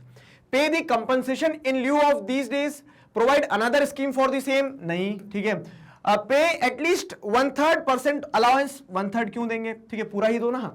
फिर क्या है? Provide health care as consumption, नहीं। ठीक है, तो अब क्या होगा कि अगर गवर्नमेंट काम नहीं दे पाती तो गवर्नमेंट क्या करेगी? कंपनसेशन पे करेगी। ठीक है, compensation in lieu of these days, तो जितने दिन काम नहीं दे पाई है उसके बदले में कंपनसेशन दिया जाएगा। क्लियर हुआ? तो option A is the right answer for this question. Option A is the right answer for this question. Section B की अगर हम बात करें अब, ठीक है, तो सेक्शन ए हमारा कंप्लीट हो गया। सेक्शन बी में आपको 18 क्वेश्चंस अटेम्प्ट करना है 22 में से। 22 क्वेश्चंस हैं। ठीक है, तो यहां से हम स्टार्ट करते हैं। अब बोलोगे सर 25 नंबर आ गया। हाँ, तो 25 से आगे जहां तक जाओगे आप 22 क्वेश्चंस में से आपको 18 अटेम्प्ट करना है। 4 छोड़ सकते हो जो ना बने। ठीक है, जो ना बने वो 4 छोड़ना। क्लियर हुआ? अब देखो क्या है, following image is the personification of Germany commonly associated with the romantic era and revolutions of 1848. Fine. ठीक है, देखो अब ये जो लिखा है तो आपको ध्यान हो तो जो सेंट पॉल चर्च में मीटिंग होती है ना, वहां पे आपको क्या देखने को मिलेगा? यही इमेज देखने को मिलती है जर्मेनिया की। क्लियर है? तो चीजें बहुत सारी है, अगर चाहे तो हम यहां से पूरा चैप्टर एक बार समराइज कर सकते हैं इस क्वेश्चन पे, लेकिन वही वाली बात है कि सब कुछ अवेलेबल है, आपको पढ़ना है। अभी आप टेस्ट लगाओ, टाइम देख रहे हो ना? ठीक है, तो आप लगाओ कितने क्वेश्चंस आप फटाफट सही कर सकते हो। क्लियर हुआ? Identify it's name from among the following options. ठीक है, from among the following options, तो यहां पे जैसे अगर हम देखें तो ये ऑप्शंस दिए हैं, इन ऑप्शंस में से आपको इनका नाम पता करना है। अब ये थोड़ा लॉजिक भी लगा सकते हैं क्या कि जर्मनी, जर्मेनिया बन सकता है। ठीक है, ला तालिया, तो अगर हम ये देखें तो ये तो इटली के लिए था। ठीक है, मैरियन जो है तो ये कहां के लिए? फ्रांस के लिए। फिलिप वेट कुछ नहीं था। ठीक है, तो जैसे अगर हम यहां देखें, Germania is the right answer for this question. ठीक है, तो option C is the right answer for this question. अगला सवाल ये रहा। अब देखो क्या होता है ना कि कुछ हमारे ही जो प्यारे स्टूडेंट्स हैं वो क्या रहते हैं, दे आर डिफरेंटली एबल्ड। ठीक है, तो वो देख नहीं सकते ना, तो जो देख नहीं सकते उन लोगों के लिए क्वेश्चन रहेंगे। तो जो बच्चे देख सकते हैं आपको ये क्वेश्चन अटेम्प्ट नहीं करना है। ठीक है, आपको ये क्वेश्चन अटेम्प्ट नहीं करना है, ये सिर्फ उन लोगों के लिए, क्योंकि पिक्चर बेस्ड क्वेश्चन था। तो ये पिक्चर बेस्ड क्वेश्चन जो था ये आपको अटेम्प्ट करना है जो स्टूडेंट्स देख सकते हैं, और जो देख नहीं सकते हैं उन्हें ये वाला क्वेश्चन अटेम्प्ट करना होगा। ठीक है, तो जो देख नहीं सकते उनको फिर पढ़ के बताया जाएगा। क्वेश्चन क्या है कि identify the name of Prussian king who was proclaimed German emperor in a ceremony held at Versailles। तो क्या होता है, प्रूशिया का यूनिफिकेशन होता है। प्रूशिया के यूनिफिकेशन के बाद में किसे एक तरह से जर्मन एम्परर डिक्लेयर कर दिया जाता है, तो वो उस इंसान का नाम आइडेंटिफाई करो। ठीक है, हेनरी 7, लुइस 4, विलियम 2 या फिर William 1। What is the right answer? तो right answer for this question is William 1। ठीक है, तो विलियम 1 की ये फोटो है। क्लियर हुआ? तो विलियम 1 को प्रूशियन एम्परर डिक्लेयर किया गया था। ठीक है, at the ceremony held at Versailles. कब? प्रूशियन यूनिफिकेशन के बाद में। क्लियर हुआ? तो ये क्वेश्चन किसे करना है? जो देख नहीं सकते हैं उन बच्चों के लिए ये। ठीक है, मैं बार बार ये चीज क्यों रिपीट कर रहा हूं पता है? क्योंकि देयर आर सम स्टूडेंट्स, ठीक है, you will be surprised to know, ऐसे कुछ स्टूडेंट्स हैं जो चैनल के साथ जुड़े हुए हैं, जो देख नहीं सकते हैं, वो भी पढ़ाई करते हैं, तो उनका भी ध्यान रखना होगा ना। क्लियर हुआ? चलो, तो आशा करते हैं आपको ये क्वेश्चन समझ में आए। अब देखो, सेक्शन ए में पूरे सिंपल क्वेश्चन थे, स्टेटमेंट 4 ऑप्शन। सेक्शन बी में थोड़े से क्वेश्चन क्या हो गए, ट्विस्ट होने लगे, लेवल अप हो गया है। ठीक है, क्वेश्चन ट्विस्ट होने लगे हैं। तो आप देखोगे यहाँ पे पिक्चर बेस्ड क्वेश्चन भी आएंगे आपके। ठीक है, पिक्चर बेस्ड क्वेश्चन के अलावा और भी अलग अलग क्वेश्चन आएंगे। देखो, तो इसे स्टेटमेंट बेस्ड क्वेश्चन भी आने वाले हैं सेक्शन बी में। ये देखो क्या कह रहा है, which of the following options is are correct about Balkan nationalism. Balkan nationalism, Balkans क्या है? तो बाल्कन्स उस एरिया को कहा जाता है, ज्योग्राफिकल एरिया को, जो प्रेजेंट डे नेशंस है, रोमानिया, ठीक है, क्रोएशिया, बुल्गारिया, ये सारे देश जो हैं आज के समय में आपको देखने को मिलते हैं। ठीक है, उस रीजन को बाल्कन रीजन कहा जाता था। ठीक है, कहा जाता है आज भी। तो अब आपको उस बाल्कन रीजन के कंटेक्स्ट में स्टेटमेंट्स दिए, देखना क्या सही है क्या गलत है। तो the Balkan region became part of the conflict because of the Ottoman empire. The Balkan region became part of the conflict because of Ottoman empire. जी हाँ, तो ऑटोमन एम्पायर के अंडर में थे। जब ऑटोमन एम्पायर से आजादी मिली तो वो आपस में लड़ने लगे अपनी अपनी आजादी के लिए। सही स्टेटमेंट है ये। ठीक है, करेक्ट ही पता करना है हमें। The region comprised of ethnic groups included Greeks, Serbs, Montenegro etcetera. तो वहां पे ग्रीक्स भी थे, सर्ब्स भी थे, ठीक है, सर्बिया वाले। फिर क्या है मॉन्टेनेग्रो, तो मॉन्टेनेग्रो वाला जो देश है तो वहां के लोग भी थे। ये सारे लोग अलग अलग एथनिक कंपोजिशन के, एथनिक ग्रुप के लोग जिन्हें स्लाव्स कहा जाता था एक साथ, वो सभी लोग जो थे इस रीजन को बनाते हैं, बाल्कन रीजन को। ये स्टेटमेंट भी सही है। British and ethnic nationalities struggle to establish their identity. ठीक है, तो ब्रिटिश और ethnic nationalist struggle to establish their identity नहीं। अगर आप जैसे देखेंगे ना, तो जो अलग अलग एथनिक ग्रुप वहां पे रह रहे थे, ब्रिटेन के लोगों ने वहां पे अपनी एथनिक आइडेंटिटी को स्टैब्लिश करने की लड़ाई नहीं लड़ी, वो तो सी एक्सेस लेने के लिए पावर के लिए कूदे थे। ठीक है, तो जो मेजर पावर्स है, ग्रेट पावर्स, तो उसमें आपको उनका एक अलग मतलब ऑब्जेक्टिव था कि उन्हें सी एक्सेस चाहिए था, उन्हें वहां से क्या चाहिए था कि इन छोटे छोटे देशों को सपोर्ट में लेके वो क्या कर सकती है, अपनी डोमिनेंस को दिखा सकती थी। ठीक है, बाकी दिक्कत क्या थी, तो जो वहां के लोकल एथनिक नेशनलिस्ट थे वो आपस में स्ट्रगल कर रहे थे कि वो अपनी आइडेंटिटी को, अपनी टेरिटरी को एक्सपैंड कर सके। तो option C is not correct, 1 और 2 सही है। ठीक है, तो ऑप्शन ए और मतलब ये 1 और 2 देखोगे तो ऑप्शन ए में आपको क्या देखने को मिल रहा है, 1 और 2 दोनों देखने को मिल रहे हैं। बाकी क्या है, थर्ड गलत है तो यहां से भी हट जाएगा, ओनली 1 और ओनली 2 होगा नहीं, क्यों, क्योंकि दोनों ही सही हैं। तो option A is in connection with the right statements. ठीक है, तो राइट स्टेटमेंट्स जो उनके साथ कनेक्शन अगर देखोगे तो ऑप्शन ए का बन रहा है। Option A is the right answer for this question. अगला सवाल, why did the weavers in Cilicia revolt against contractors in 1845? Identify the appropriate reason from the following options। ठीक है, तो यहां पे 4 ऑप्शन दिए हैं, इन 4 ऑप्शन में से आपको एक दिखना है कि जो सिलिशिया में वीवर्स थे उन्होंने क्यों रिवॉल्ट किया। ठीक है, सिलिशिया में जो वीवर्स थे उन्होंने क्यों रिवॉल्ट किया। तो ऑप्शंस को अगर हम देखते हैं ना, तो उसमें देखो एक चीज क्लियरली समझ में आएगी आपको, क्या कि क्या लिखे हैं options, contractors did not pay their dues, contractors appointed few on high post, contractors used government policies, contractors give them loans on high interest. ठीक है, ये ऑप्शंस दिए आपको, और हमें पता है कि वीवर्स ने जो रिवॉल्ट किया था वो इसलिए किया था क्योंकि क्या है कि जो वीवर्स थे ना, उनको जो पे दिया जा रहा था उस पे को ड्रास्टिकली रिड्यूस कर दिया था कॉन्ट्रैक्टर्स ने। वो तो दिया ही नहीं ऑप्शन में, क्या लगाओगे, सिलेक्ट क्या करोगे, मतलब जो शब्द थे वैसे के वैसे शब्द तो नहीं है, अब हम क्या करें। तो ऐसा नहीं कि क्वेश्चन छोड़ के आ जाना है, हाँ मतलब आपके पास ऑप्शंस है, मान रहा हूं मैं, लेकिन फिर भी दिमाग लगाना है। यहां पे देखो क्या हो सकता है, दिमाग लगाना, अगर आप फंस जाओ ना तो दिमाग ऐसे लगाना, contractors appointed few on high post, कोई लेना देना ही नहीं है। कॉन्ट्रैक्टर्स यूज्ड गवर्नमेंट पॉलिसीज, इसका भी कुछ लेना देना नहीं है। कॉन्ट्रैक्टर्स गेव देम लोन और हाई इंटरेस्ट, ठीक है, कॉन्ट्रैक्टर्स ने उन्हें लोन वगैरह नहीं दिया थे, कॉन्ट्रैक्टर्स ने उन्हें क्या किया था, जो पैसे देना थे ना उसको बहुत ड्रास्टिकली रिड्यूस कर दिया था। तो contractors did not pay their dues, या फिर contractors gave them loans on high interest. क्या लगता है, क्या सही होगा, तो ऑप्शन ए जो है, option A is the right answer for this question. ठीक है, option A is the right answer for this question. अगला सवाल, अगला सवाल देखिए, identify the major aspect that helped in the formation of nation state in Britain. Britain एक nation state की तरह बना, स्ट्रेंज केस ऑफ ब्रिटेन, और वो स्ट्रेंज क्यों था, क्योंकि वहां पे कोई ब्लड मतलब कह सकते हैं बहुत ब्लडी रेवोल्यूशन नहीं हुआ। ठीक है, तो अब वही आपको यहां ढूंढना है कि क्या मेजर एस्पेक्ट है जिसने formation of nation state in Britain में मदद करी है। तो इन 1688 the monarch of Britain fought war with English parliament, ये पॉइंट है, क्या समझते हैं। ठीक है, ये देखो पॉइंट को हम कैंसिल भी करते चलो, यहां पे क्यों नहीं होगा, क्योंकि लड़ाई लड़ी नहीं गई थी, प्रोटेक्टरेट कॉन्फ्लिक्ट के चलते मोनार्क ने खुद पावर दे ली थी कि ले लो भैया, ठीक है, मारो पीटो मत, बस क्लियर हुआ। फिर क्या है, the parliament through a bloodless revolution seized power from the monarchy, ये स्टेटमेंट आएगा क्या, जी हां, क्योंकि अगर आप जिसे देखेंगे तो क्या है कि जो मेजर एस्पेक्ट है इन the formation of nation state in Britain, तो पार्लियामेंट ने खुद क्या है बिना किसी ब्लडलेस रेवोल्यूशन के मोनार्क से पावर ले लिए। वहीं अगर आप दूसरी जगह देखोगे, फ्रांस में देखोगे, जर्मनी में जैसे आप देखोगे, तो पार्लियामेंट्स ने प्रयास किया कि मोनार्क से पावर छुड़ाई जाए, लेकिन यहां पे मोनार्क खुद पावर दे देता है। ठीक है, एक ब्लडलेस रेवोल्यूशन देखने को मिलता है। तो ये सही आंसर होना चाहिए, क्यों, क्योंकि अभी हमने 2 ऑप्शन नहीं पढ़े, दोनों को पढ़ो पहले। तो the British nation was formed as a result of war with Ireland Wales, गलत। ठीक है, लड़ाइयां उतनी एज कोई मेजर वॉर्स नहीं लड़ी गई है, तो वो क्या है, एक्ट्स के थ्रू अलग अलग क्या है फॉर्म होता ही चलेगा। The formation of nation state in Britain was the result of many revolts, the formation of nation state in Britain was result of many revolts, again a wrong statement, a false statement. ठीक है, तो option B is justifying the question. ठीक है, major aspect अगर पता करना है कि कैसे नेशन स्टेट बना, option B is the right answer. ठीक है, option B is the right answer. अगला सवाल, अब देखो मैंने आपसे वही कहा ना कि जो सेक्शन बी है आपका, आपको 18 क्वेश्चन अटेम्प्ट करना है, लेकिन यहां जो क्वेश्चंस होंगे तो वो थोड़े से पिक्चर बेस्ड भी आ जाएंगे, असर्शन रीजन भी आ जाएंगे, स्टेटमेंट बेस्ड भी आ जाएंगे, आइडेंटिफाई करने को भी आ जाएंगे। तो ये सेक्शन थोड़ा सा ट्विस्टेड होगा, ट्विस्टेड है, मजेदार भी है, क्योंकि अब जैसे यहां पे मान लो क्या हो रहा है, मैच द कॉलम वाले क्वेश्चन आएंगे, तो उसमें आपको कुछ निंजा टेक्निक्स बताई है मैंने, तो उससे चीजें आसान हो जाती है। ठीक है, देखो क्या है, तो identify the soil with the help of clues given below. क्या है clues? Develops in areas with high temperature and heavy rainfall.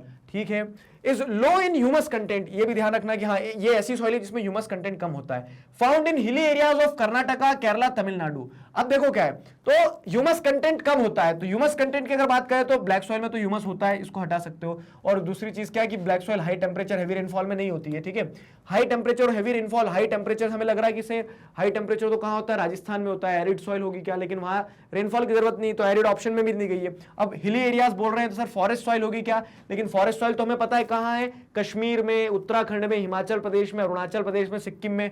ठीक है, तो फॉरेस्ट सॉइल होना नहीं चाहिए, क्यों? क्योंकि कर्नाटका, केरला और तमिलनाडु की बात कर रहे हैं।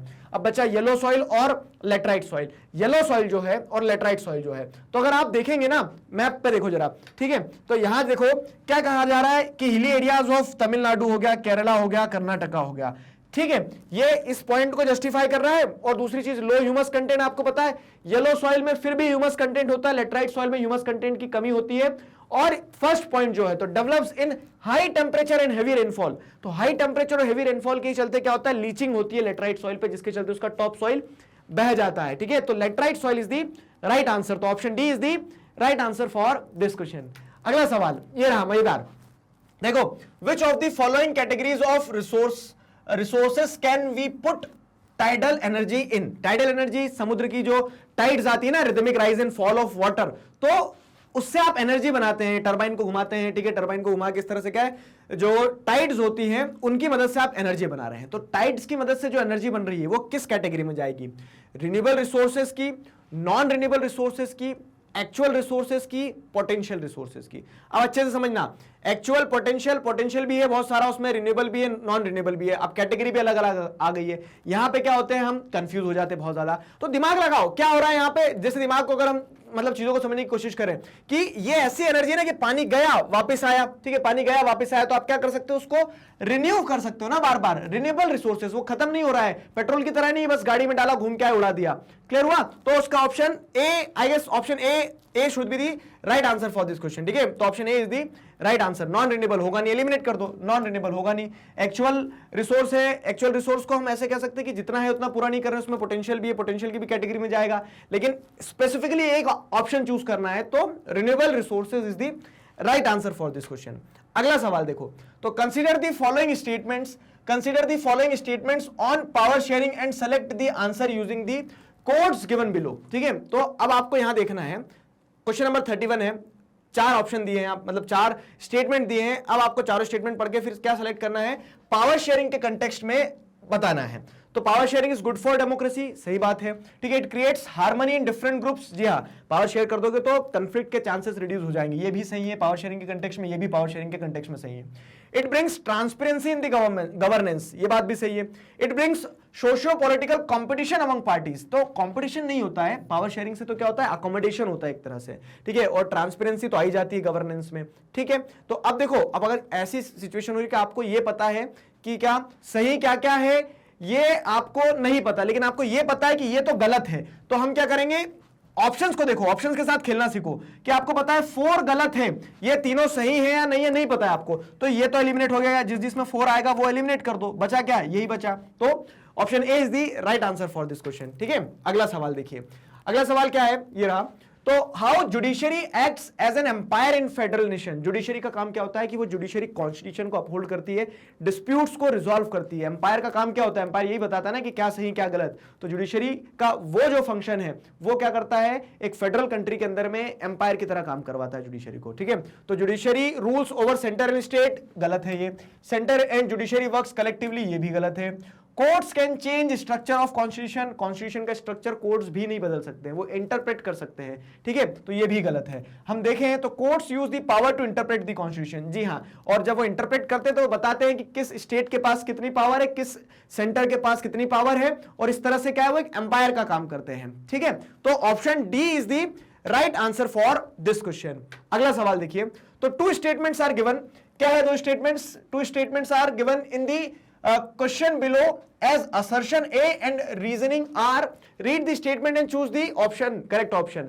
यहां पे जो निंजा टेक्निक हमें इस्तेमाल करना है बहुत सिंपल है, असर्शन को पढ़ो, रीजन को पढ़ो। देखो असर्शन पढ़ते हैं तो Sri Lanka adopted Sinhala as the only official language of the state, only official language of the state, Sri Lanka ने सिन्हाला को बना दिया, सिन्हाला लैंग्वेज को, ठीक है, तो बात सही है, ये स्टेटमेंट सही है, ठीक है। The government of Sri Lanka wanted to foster their culture, language and religion. अब देखो निंजा टेक्निक तो हमारी सिंपल थी कि हम देखें ये असर्शन सही है और रीजन सही है, ये चीज देखो पहले, दोनों ही स्टेटमेंट सही है।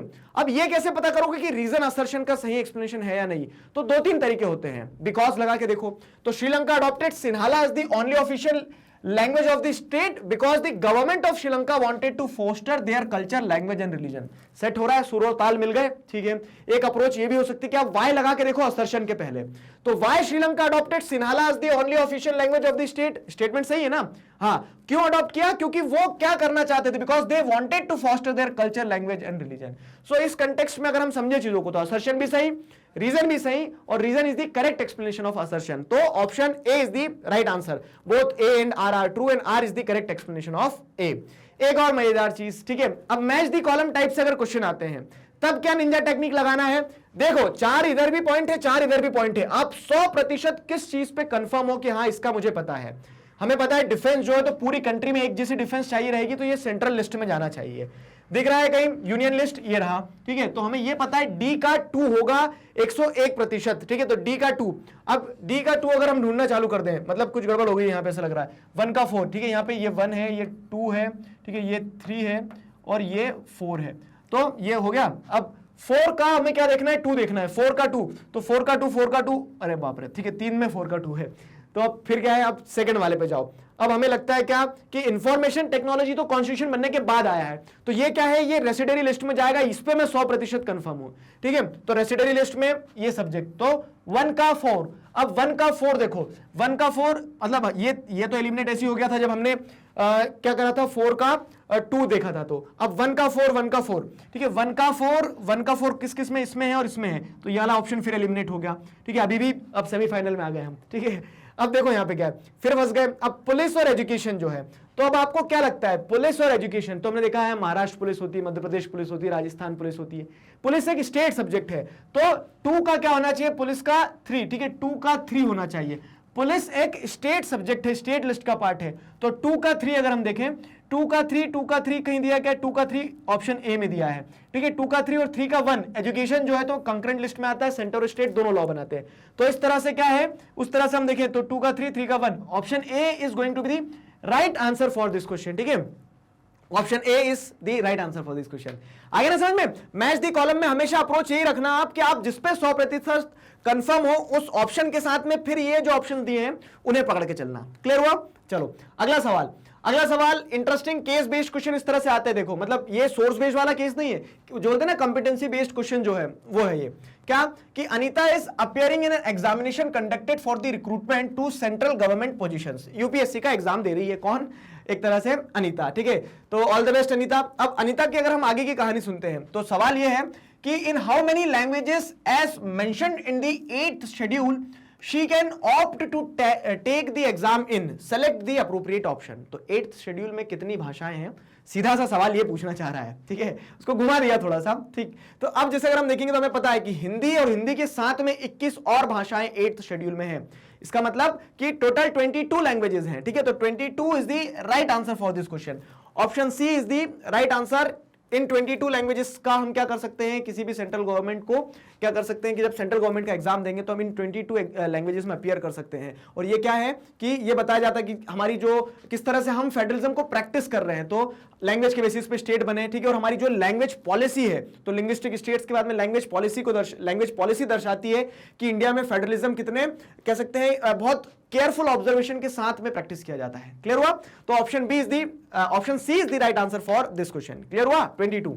अगला सवाल, identify the administrative system of Indian government with the help of following information. ठीक है, इंफॉर्मेशन दी गई है, power shared between central and state governments to local governments. ठीक है, it is called as third tier of government, the state government are required to share some power and revenue with them। मतलब state government भी अपनी power और share करेगी, मतलब state government से नीचे की चीज है। थर्ड टियर बोलोगे आप, ठीक है, थर्ड टियर के बाद में क्या, power share between central state government to local government. Local government को क्या कहा जाता है, डिसेंट्रलाइज सिस्टम या फिर डिसेंट्रलाइजेशन कहा जाता है। ठीक है, तो ये तीन स्टेटमेंट पढ़ने पे हमें समझ में आया कि फेडरल सिस्टम, हाँ फेडरल सिस्टम भी सही हो सकता है, लेकिन स्पेसिफिकली पूछा है ना कि थर्ड टियर ऑफ गवर्नमेंट कहा जाता है, तो थर्ड टियर ऑफ गवर्नमेंट क्या होगा, डिसेंट्रलाइज सिस्टम। तो फेडरल सिस्टम नहीं होगा, यूनिटरी फेडरल सिस्टम भी नहीं होगा, यूनिटरी सिस्टम भी नहीं होगा। Option C is the right answer for this question. अगला सवाल अगर हम देखें तो ये रहा अगला सवाल, विच of the following options prove that India is a quasi federal state. India is a quasi federal state मतलब क्या है कि इंडिया एक ट्रू फेडरल स्टेट नहीं है। इंडिया में आप देखोगे सेंटर्स थोड़े ज्यादा पावरफुल है। ठीक है, तो हम क्या है, एक तरह से होल्डिंग टुगेदर फेडरेशन का पार्ट है, जिसमें हमें देखने को मिलता है कि सेंटर्स के पास में ज्यादा पावर होती है। ठीक है, क्वाजी फेडरल, एक ट्रू फेडरल नहीं है। अब देखो ये क्वाजी फेडरल वर्ड जो है, ये अगर आपने लेक्चर्स बहुत अच्छे से पढ़े हैं तो आपको 1% भी ऐसा नहीं लगेगा कि सर की कुछ नई चीजें हैं या फिर ऐसी चीजें जो हमने पढ़ी नहीं है। I can guarantee you. In fact वो जो 7 वीडियोस है ना सिर्फ, जिसमें हमने एमसीक्यूज को डिस्कस किया है, तो मैं सीधा ठोक कर कह सकता हूं कि उससे आपके पेपर का 85 से 90% क्वेश्चन जो है वहीं से, मतलब कहीं ना कहीं डायरेक्टली इनडायरेक्टली हम उसको कनेक्ट कर सकते हैं। हमने हर चीज को डिस्कस किया, एक कोना भी नहीं छोड़ा है। ठीक है, देखो यहां पे क्या है, तो अब ये स्टेटमेंट्स देखो, और इन स्टेटमेंट्स के बेसिस पे आपको बताना है कि कौन कौन से स्टेटमेंट ये प्रूव करते हैं कि इंडिया एक क्वाजी फेडरल कंट्री है। मोर पावर विद सेंटर, सही बात है, सेंटर के पास ज्यादा पावर है इसलिए तो क्वाजी बोल रहे हैं। रेसिडरी सब्जेक्ट विद सेंटर, जी हां, रेसिडरी सब्जेक्ट आप ये बोल सकते थे कि सेंटर स्टेट दोनों बनाए, लेकिन आप सिर्फ सेंटर को पावर दे रहे हो तो सेंटर को ज्यादा पावरफुल दिखाई रहे हो। Equal subjects with centre and state, ठीक है, उसके बाद में currency and railways with centre. Currency और रेलवेज जो है तो मेजर इंपॉर्टेंट चीज हो जाती है सेंटर के पास में। ठीक है, equal subject with centre states ये होता तो क्वाजी थोड़ी ना कहलाते, फिर तो हमें ट्रू फेडरल कंट्री बन जाते हैं। ठीक है, तो उस केस में क्या है, उस केस में थर्ड वाला नहीं है, बाकी ये तीनों स्टेटमेंट बताते हैं कि इंडिया एक क्वाजी फेडरल कंट्री है। तो 1 2 4 दिख रहा है कहीं, 1 2 4 ऑप्शन बी में दिख रहा है। Option B is the right answer for this question. ठीक है, option B is the right answer. अगला सवाल देखो क्या है, अगला सवाल ये रहा, आइडेंटिफाई द करेक्ट स्टेटमेंट या फिर statements about the theory of federalism in the Indian constitution. Indian constitution में आपको फेडरलिज्म देखने को मिलता है, अब आपको करेक्ट स्टेटमेंट्स को आइडेंटिफाई करना है। The constitution declares India as a union of states. ठीक है, ठीक है, उसके बाद में क्या है, the sharing of power between the union government and the state government is basic to the structure of constitution. तो ये तो हमारे कॉन्स्टिट्यूशन के स्ट्रक्चर में दिया गया है कि पावर शेयर होगी, ये स्टेटमेंट सही है। ठीक है, अब फिर क्या है, it is easy to make changes to this power sharing arrangement. तो पावर शेयरिंग अरेंजमेंट को बहुत इजीली चेंज नहीं किया जा सकता, आप क्या कर सकते हो, मतलब फ्लेक्सिबिलिटी भी है, रिजिडिटी भी है, बात सही है। The parliament can on its own change this arrangement, तो ये स्टेटमेंट गलत है। अब देखो आपको ये पता चला कि मुझे 3 स्टेटमेंट समझ नहीं आए, लेकिन चौथा स्टेटमेंट बहुत अच्छी तरह से समझ में आ गया कि 4 तो नहीं होगा, तो आप क्या करेंगे, इस ऑप्शन को एलिमिनेट कर देंगे। एक अप्रोच बता रहा हूं, थोड़ा समय लेंगे यहाँ पे। ठीक है, कि जब आपको ऐसा लगे कि हाँ फंस गया मैं क्वेश्चन में, ठीक है, तब आप क्या कर देना कि आपको जो 100% पता है कि ये नहीं हो सकता है, ऑप्शन देखो तो 4 आपने एलिमिनेट कर दिया। अब आपको क्या पता है कि शेयरिंग पावर, ऑप्शन 2 तो होना ही होना चाहिए, तो ऑप्शन 2 होना ही चाहिए ना, क्योंकि sharing of power between the union government and state governments is basic to the structure of constitution. तो अब यहां पे 2 नहीं है तो सी भी चलेगा। अब आपको यह देखना है बस कि इन क्या है, 1 या 2 होगा, 1 या 2 होगा या फिर 2 या 3 होगा। तो अब 1 या 3 में से क्या नहीं होगा। ठीक है, तो the constitution declares India as a union of state. ठीक है, तो India that is Bharat shall be a union of state, ये हमारे कॉन्स्टिट्यूशन के आर्टिकल 1 में लिखा है क्लियरली। ठीक है, तो 1 और 2, 1 भी सही है, 2 भी सही है। अब 1 2 3 तीनों सही हो ऐसा तो ऑप्शन में नहीं है, तो आप बी को भी एलिमिनेट कर दोगे, बचेगा क्या, ऑप्शन ए। तो option A is the right answer. Approach समझ में आई ना कि किस तरह से एलिमिनेट करके काम कर सकते हो। Option A is the right answer for this question. अगला सवाल, 2 statements are given in the question below as assertion A, reasoning R.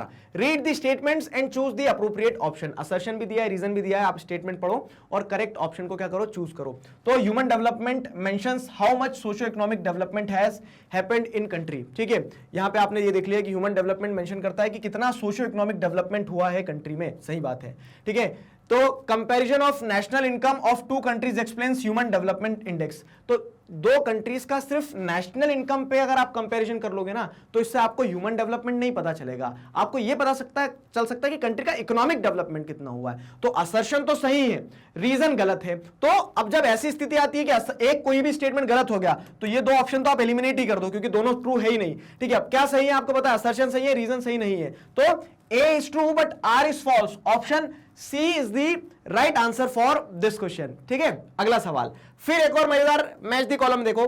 तो यहां पे क्या है, choose the correct option from the following. List 1 है, लिस्ट 2 है, करेक्ट ऑप्शन पता करना है। क्या है, कॉरियर के सामने टर्सरी सेक्टर लगाया है, फिशरमैन सेकेंडरी गलत हो गया। क्यों, क्योंकि फिशरमैन तो प्राइमरी में आएगा। ठीक है, कारपेंटर प्राइमरी सेक्टर में आएगा क्या, नहीं। कारपेंटर को अच्छे से समझना, इसमें बच्चे कंफ्यूज होते हैं, अभी इसका कंफ्यूजन क्लियर करता हूं मैं आपको। ट्रांसपोर्टर सेकेंडरी में आएगा कि नहीं, ट्रांसपोर्टर टर्सरी में आएगा, सर्विस प्रोवाइड कर रहा है। अब कारपेंटर आप कहेंगे सर हाँ वो लकड़ी का ही तो काम कर रहा है, लकड़ी का काम कर रहा है, लेकिन वो बना क्या रहा है, स्टूल्स बना रहा है ना। तो नेचुरल प्रोडक्ट्स को लेके क्या कर रहे हो आप, अगर प्रोसेसिंग कर रहे हो तो आप मैन्युफैक्चरर की कैटेगरी में चले गए ना। तो यहां पे कारपेंटर सेकेंडरी होना चाहिए था। ठीक है, तो ये भी क्या है, गलत है। बचा क्या, कॉरियर की अगर हम बात करें तो जो डिलीवरी देने आते हैं तो वो क्या कर रहे हैं, सर्विस प्रोवाइड कर रहे हैं। तो option A is the right answer for this question. अगला सवाल, ठीक है, अगला सवाल थोड़ा मजेदार है। मजेदार ऐसे है, इसको अच्छे से समझना कि read the following data and information carefully and select the most appropriate answer for the from the given options. ठीक है, तो क्वेश्चन यहां है आपका और गिवन ऑप्शंस ये हैं। ये आपके पास में डेटा दिया गया है, monthly income of citizens in 2007 in rupees. ठीक है, तो कंट्री ए में कितने लोग थे, 1 2 3 4 5 लोग हैं हर जगह। वही चीज जो हमने लेक्चर्स में, वही चीज जो हमने एनसीईआरटी में समझी है, उसी को यहाँ पे क्वेश्चन बना के दिया है। ठीक है, बस नंबर्स बदले हैं। तो जैसे अगर हम देखें यहाँ पे 5 लोग हैं कंट्री ए में, बी में और सी में। ठीक है, अब आप देखोगे तो कंट्री बी में सबके पास 500 रुपए हैं, सब 500 रुपए कमा रहे हैं। कंट्री सी में अगर आप जैसे देखोगे तो 5000, 1000, 15000, 4000, 25000। ठीक है, तो कोई बहुत ज्यादा भी कमा रहा है, कोई बहुत कम भी कमा रहा है, कोई 1000 कमा रहा है तो कोई 25000 भी कमा रहा है। और कंट्री ए की अगर हम बात करें तो यहाँ पे क्या है कि कोई 9500 कमा रहा है, कोई 10500, कोई 9800। तो आसपास में ही कमा रहे हैं सब पैसे। ठीक है, तो ये आपने तीनों कंट्री में देख लिया कौन कितने पैसे कमा रहे हैं। क्वेश्चन पेपर लेकर बैठे हो ना, अगर लेकर नहीं बैठे हो, सिर्फ मेरा मुंह देख रहे हो, ठीक है, और मैं क्वेश्चन जो करवाते जा रहा हूं वो करते जा रहे हो, तो मजा नहीं आएगा उसमें।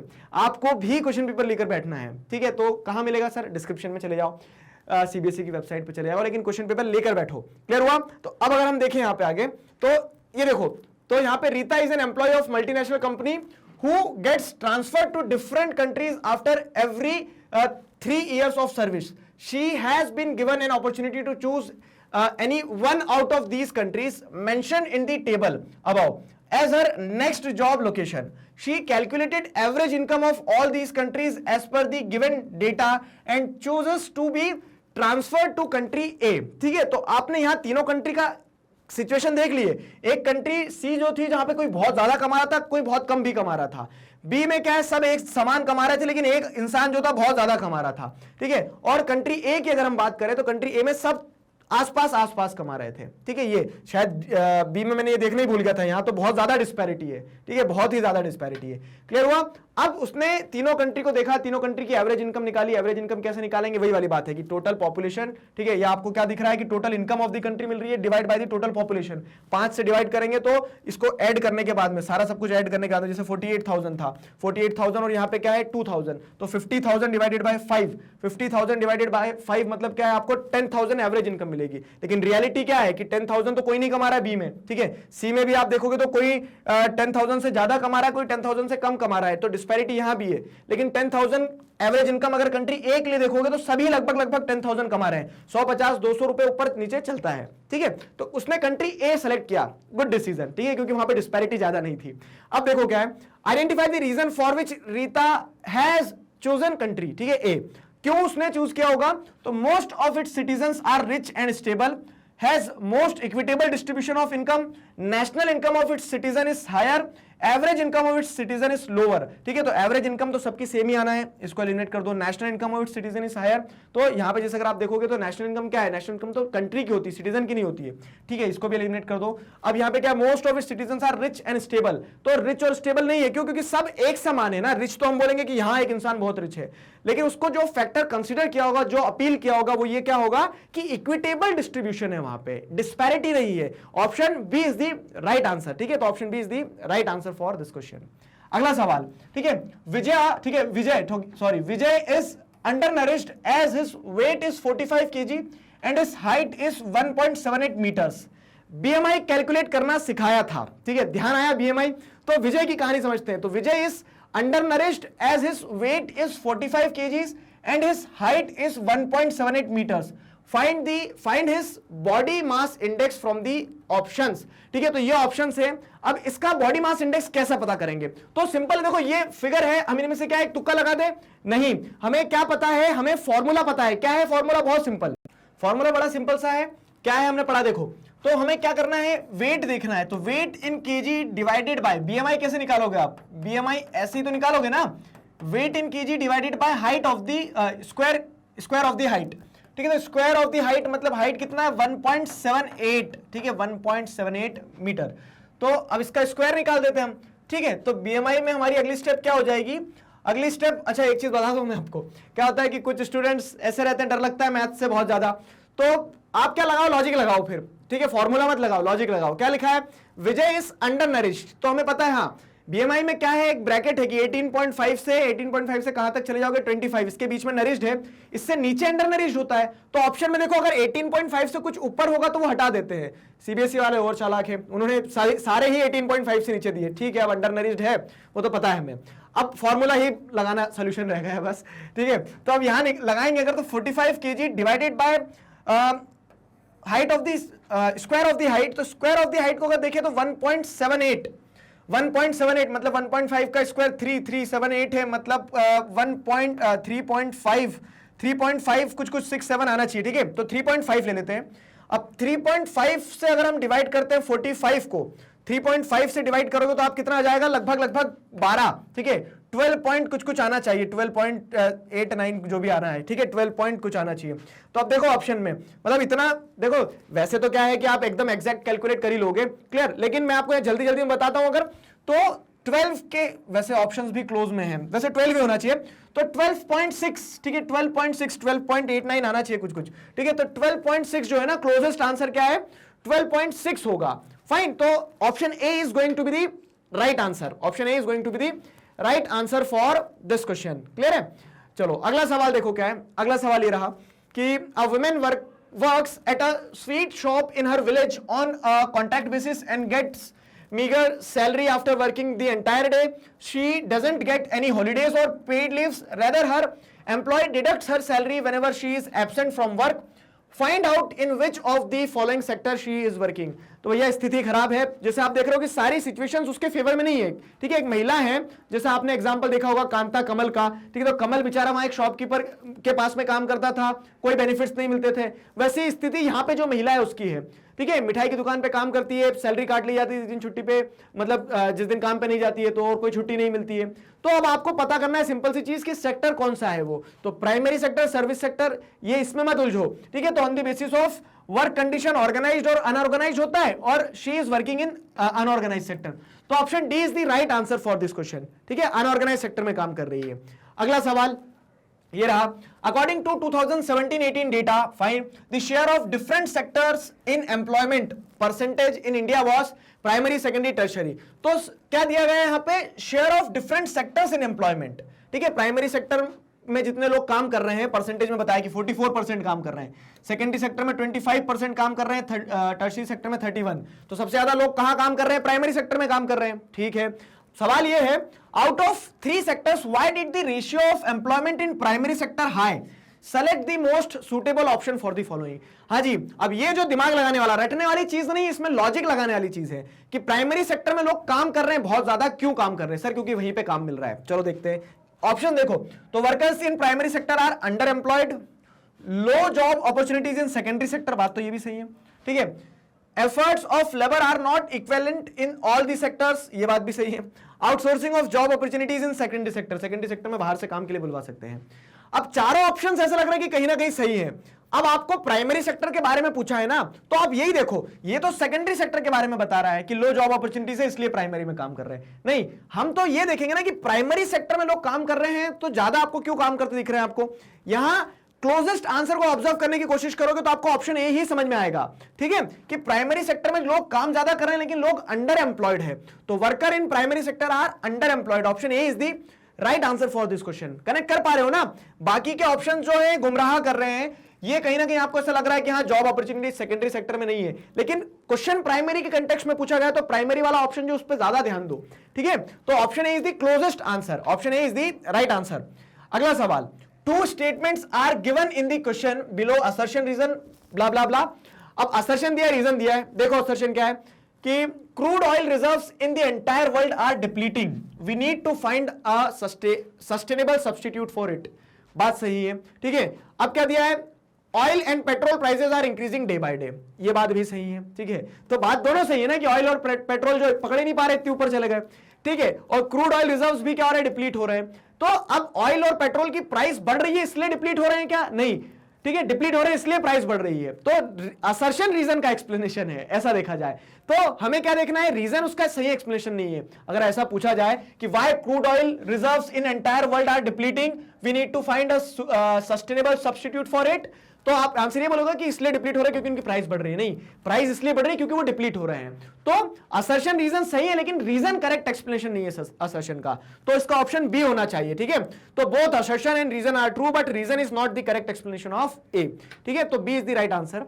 अगला सवाल, a man is employed on a food processing farm where he has to do a lot of manual work, हाथ से बहुत ज्यादा काम करना पड़ता है।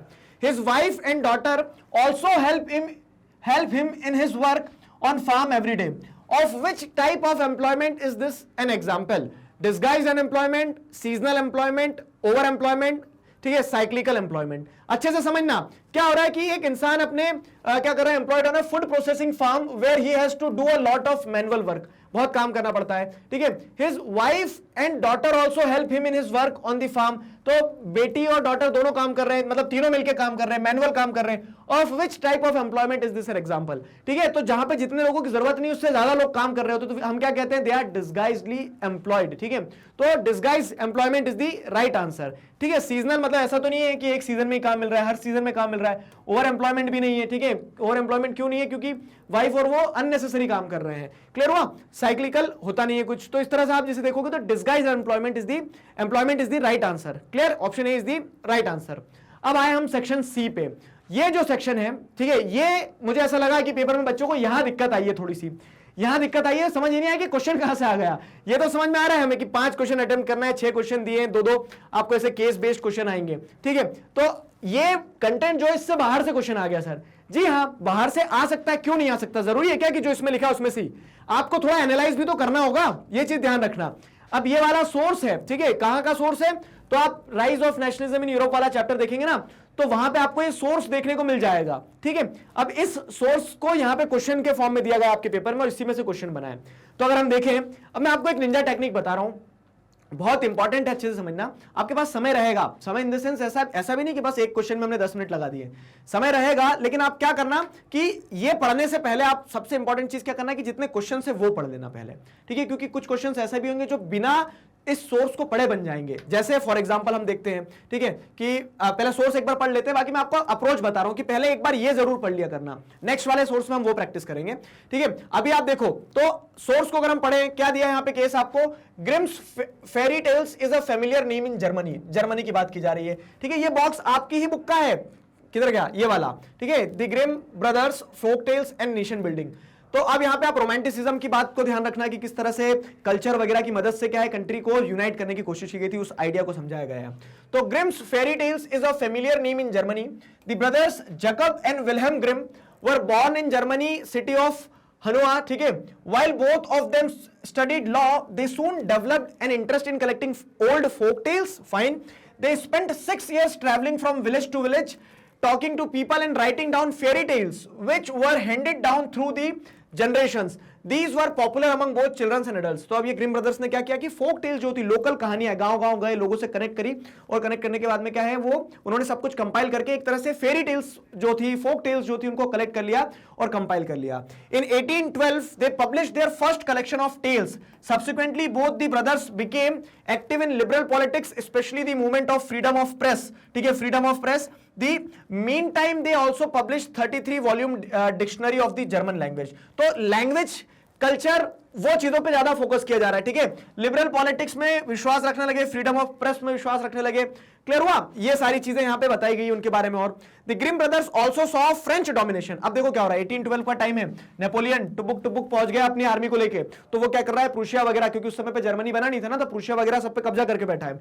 तो the Grimm brothers also saw French domination as a threat to German culture and believed that the folk tales they had collected were expression of pure and authentic German spirit. ये चीज भी ध्यान रखना कि यहां पे कल्चर की मदद से, वो उन्हें डर है कि फॉरेन एनिमी जब आया तो वो क्या कर सकता है, वो डोमिनेशन स्टैब्लिश कर सकता है, हमारे कल्चर को, जर्मन कल्चर को क्या कर सकता है, खत्म कर सकता है। इसीलिए उन्होंने सोचा कि मेरी जो फोक टेल्स मैंने कलेक्ट करके रखी है दोनों भाइयों ने, ठीक है, वो हमारी मदद करेंगी। क्लियर हुआ? They considered their projects of collecting folk tale and developing the German language as part of wider effort to oppose French domination. मतलब कल्चर की मदद से वो क्या कर रहे हैं, फॉरेन डोमिनेशन को अपोज करने का एक तरह से विजन प्लान कर रहे हैं, and create a German national identity. तो ये आइडिया है, ठीक है, ये आपकी बुक का है, आपके पास पेपर भी है, मैंने यहां भी लिख दिया है। अब आगे अगर हम बढ़े तो सवाल ये आता है, why did the Grimm brothers give the tales a readable form without changing their folkloric character? ठीक है, मतलब जो ग्रिम ब्रदर्स ने टेल्स को कलेक्ट किया था उनको एक रीडेबल फॉर्म दे दिया, कंपाइल कर दिया ना 1812 में, जैसे उन्होंने पहली वॉल्यूम कंपाइल करी थी, without changing their folkloric character. मतलब जो कहानियां हुआ करती थी कि जैसे हम क्या बोलते थे, कहानी सुनाते तो हमने कहानी में क्या सुना कि एक चूहा था जिसका नाम क्या था, जिसका नाम बुद्धू प्रसाद था, तो हम उसी का नाम दे रहे हैं, ठीक है, तो उन्होंने कुछ बदला नहीं है।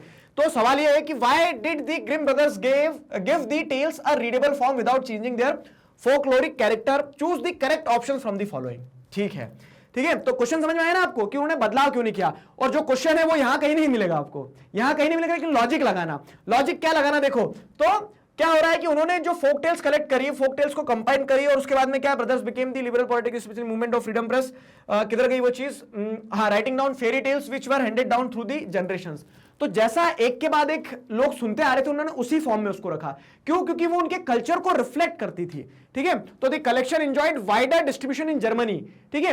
अब क्या है कि अगर आप नाम बदल दोगे, कैरेक्टर बदल दोगे, तो फॉर एग्जांपल क्या है कि जैसे हम कहानियां सुनते हैं तो हम कहानियों में नाम कैसे सुनते हैं, राम, श्याम, ठीक है, रामू, तो इस तरह के नाम सुनते हैं। तो क्यों? क्योंकि वो हमारे कल्चर से कनेक्ट कर पा रहे हैं हम। तो उन्होंने अगर वो नाम बदल देते तो कल्चर से कनेक्ट कर पाते क्या? नहीं, ठीक है, तो ये ऑप्शन सही लग रहा है। It became a model for collecting fantasy tales, ठीक है। It formed the basis for science of the language, ठीक है। It people easily accepted their written adventurous tales. नहीं, तो यहां पे जर्मन कल्चर जो है ना, उसको एक्सप्रेस करने के लिए कलेक्शन जो था, तो वो जर्मनी में ही क्या होगा, पॉपुलर होगा। इसके लिए वो फोकलोरिक कैरेक्टर्स को बदलना नहीं था, जैसा था वैसे ही लाना था। Option A is the right answer for this question. समझ में आया?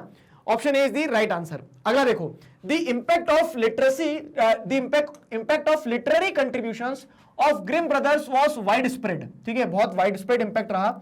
Identify best suitable option depicting the same from the following. अच्छा सुनो मेरी बात, अब जैसे आपने क्या देखा, मैं आपको पैटर्न तो समझा दूं पहले। ये हमने क्या पढ़ा, एक पूरा का पूरा एक्सट्रैक्ट पढ़ लिया, ठीक है। क्वेश्चन 6 है, 47, 48, 49, 50, 51, 52, 53, ठीक है। हाँ, तो ऐसे 6 क्वेश्चन है। तो अब इन 6 क्वेश्चंस में से आपको क्या करना है, 5 सेलेक्ट करना है, ठीक है। यहाँ पे साफ बताया है कि आपका जो सेक्शन सी है उसमें आप क्या करना है, 5 अटेम्प्ट करना आउट ऑफ 6 क्वेश्चंस, ठीक है। तो एक एक्सट्रैक्ट में 6 क्वेश्चन है, एक आपने ये अटेम्प्ट कर लिया, ठीक है। फिर दूसरा जैसे देखें तो the impact of literary contributions of Grimm brothers was widespread, ठीक है। Identify the best suitable option depicting the same for the following. तो जैसे उनका ग्रिम ब्रदर्स का जो कलेक्शन था उसका इंपैक्ट बहुत ज्यादा रहा, किसके ऊपर, पूरी की जर्मन जो पॉपुलेशन थी उनके ऊपर।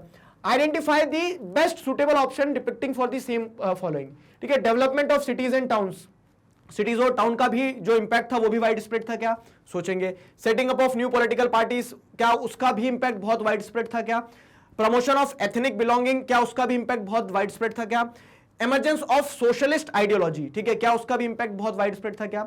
अब आप क्या है, अब आप चैप्टर से देखो, ये भी डायरेक्ट नहीं दिया है, मजेदार चीज, मजेदार कह लो या फिर परेशानी वाली कह लो कि ये भी एक्सट्रैक्ट में डायरेक्ट नहीं दिया, लेकिन लॉजिक लगाओ। क्या है कि जिस तरह से ये लिटरेरी कंट्रीब्यूशन से उन्होंने क्या किया, जर्मनी के लोगों को एकजुट करने की कोशिश की, कल्चर को लाने की बात करिए। रोमांटिसिज्म वाले टॉपिक में आप इस चीज को पढ़ रहे हैं, ठीक है।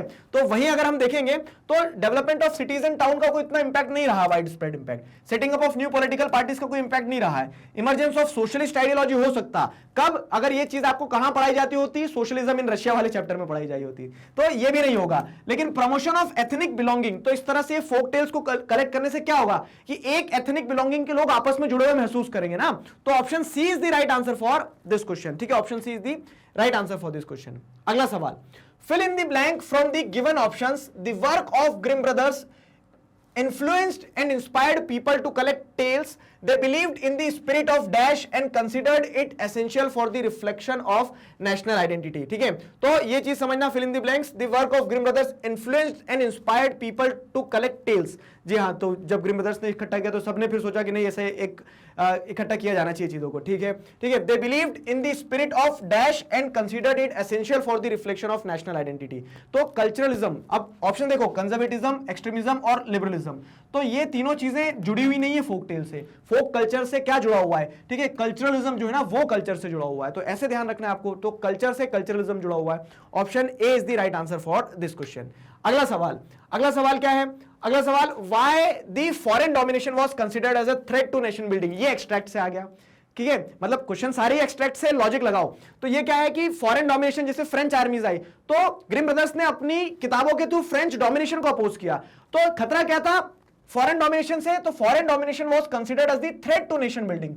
Select the best suitable option from the following in reference to this context, ठीक है। तो एक्सप्लॉयटेशन ऑफ नेचुरल रिसोर्सेज होता, erosion of native values and ethos होता, violence and mass killing of people होता, spread of new diseases in country होता। तो ये यहां पे नहीं सूट हो रहा है, ये यहां पे सूट नहीं हो रहा है, ठीक है। वायलेंस और मास किलिंग हुआ होगा, लेकिन हमें कल्चर के कंटेक्स्ट में चीजों को समझना है। तो erosion of native values and ethos, ठीक है, तो ये सही सेट हो रहा है इस कंटेक्स्ट में कि फॉरेन डोमिनेशन क्या माना जाता था, नेशन बिल्डिंग प्रोसेस में एक थ्रेट माना जाता था, क्योंकि जो फॉरेन डोमिनेशन आएगा तो वो उनका कल्चर, उनके एथोस को इंपोज करेगा ना। तो option B is the right answer. अगला सवाल देखो क्या है, हाउ वर दी जर्मन्स, ठीक है, how were the Germans able to connect with their culture with reference to the above context, infer the appropriate option. तो जर्मन्स अपने culture के साथ में कैसे कनेक्ट कर पाए थे, ये चार ऑप्शन में से एक सेलेक्ट करो, ठीक है। Through the feeling of formal way of communication, ठीक है, through the feeling of oneness as European community, नहीं, ठीक है, यूरोपियन कम्युनिटी नहीं, वो तो जर्मन कम्युनिटी बनाने की कोशिश करेंगे, तो इसको तो एलिमिनेट ही कर सकते हैं।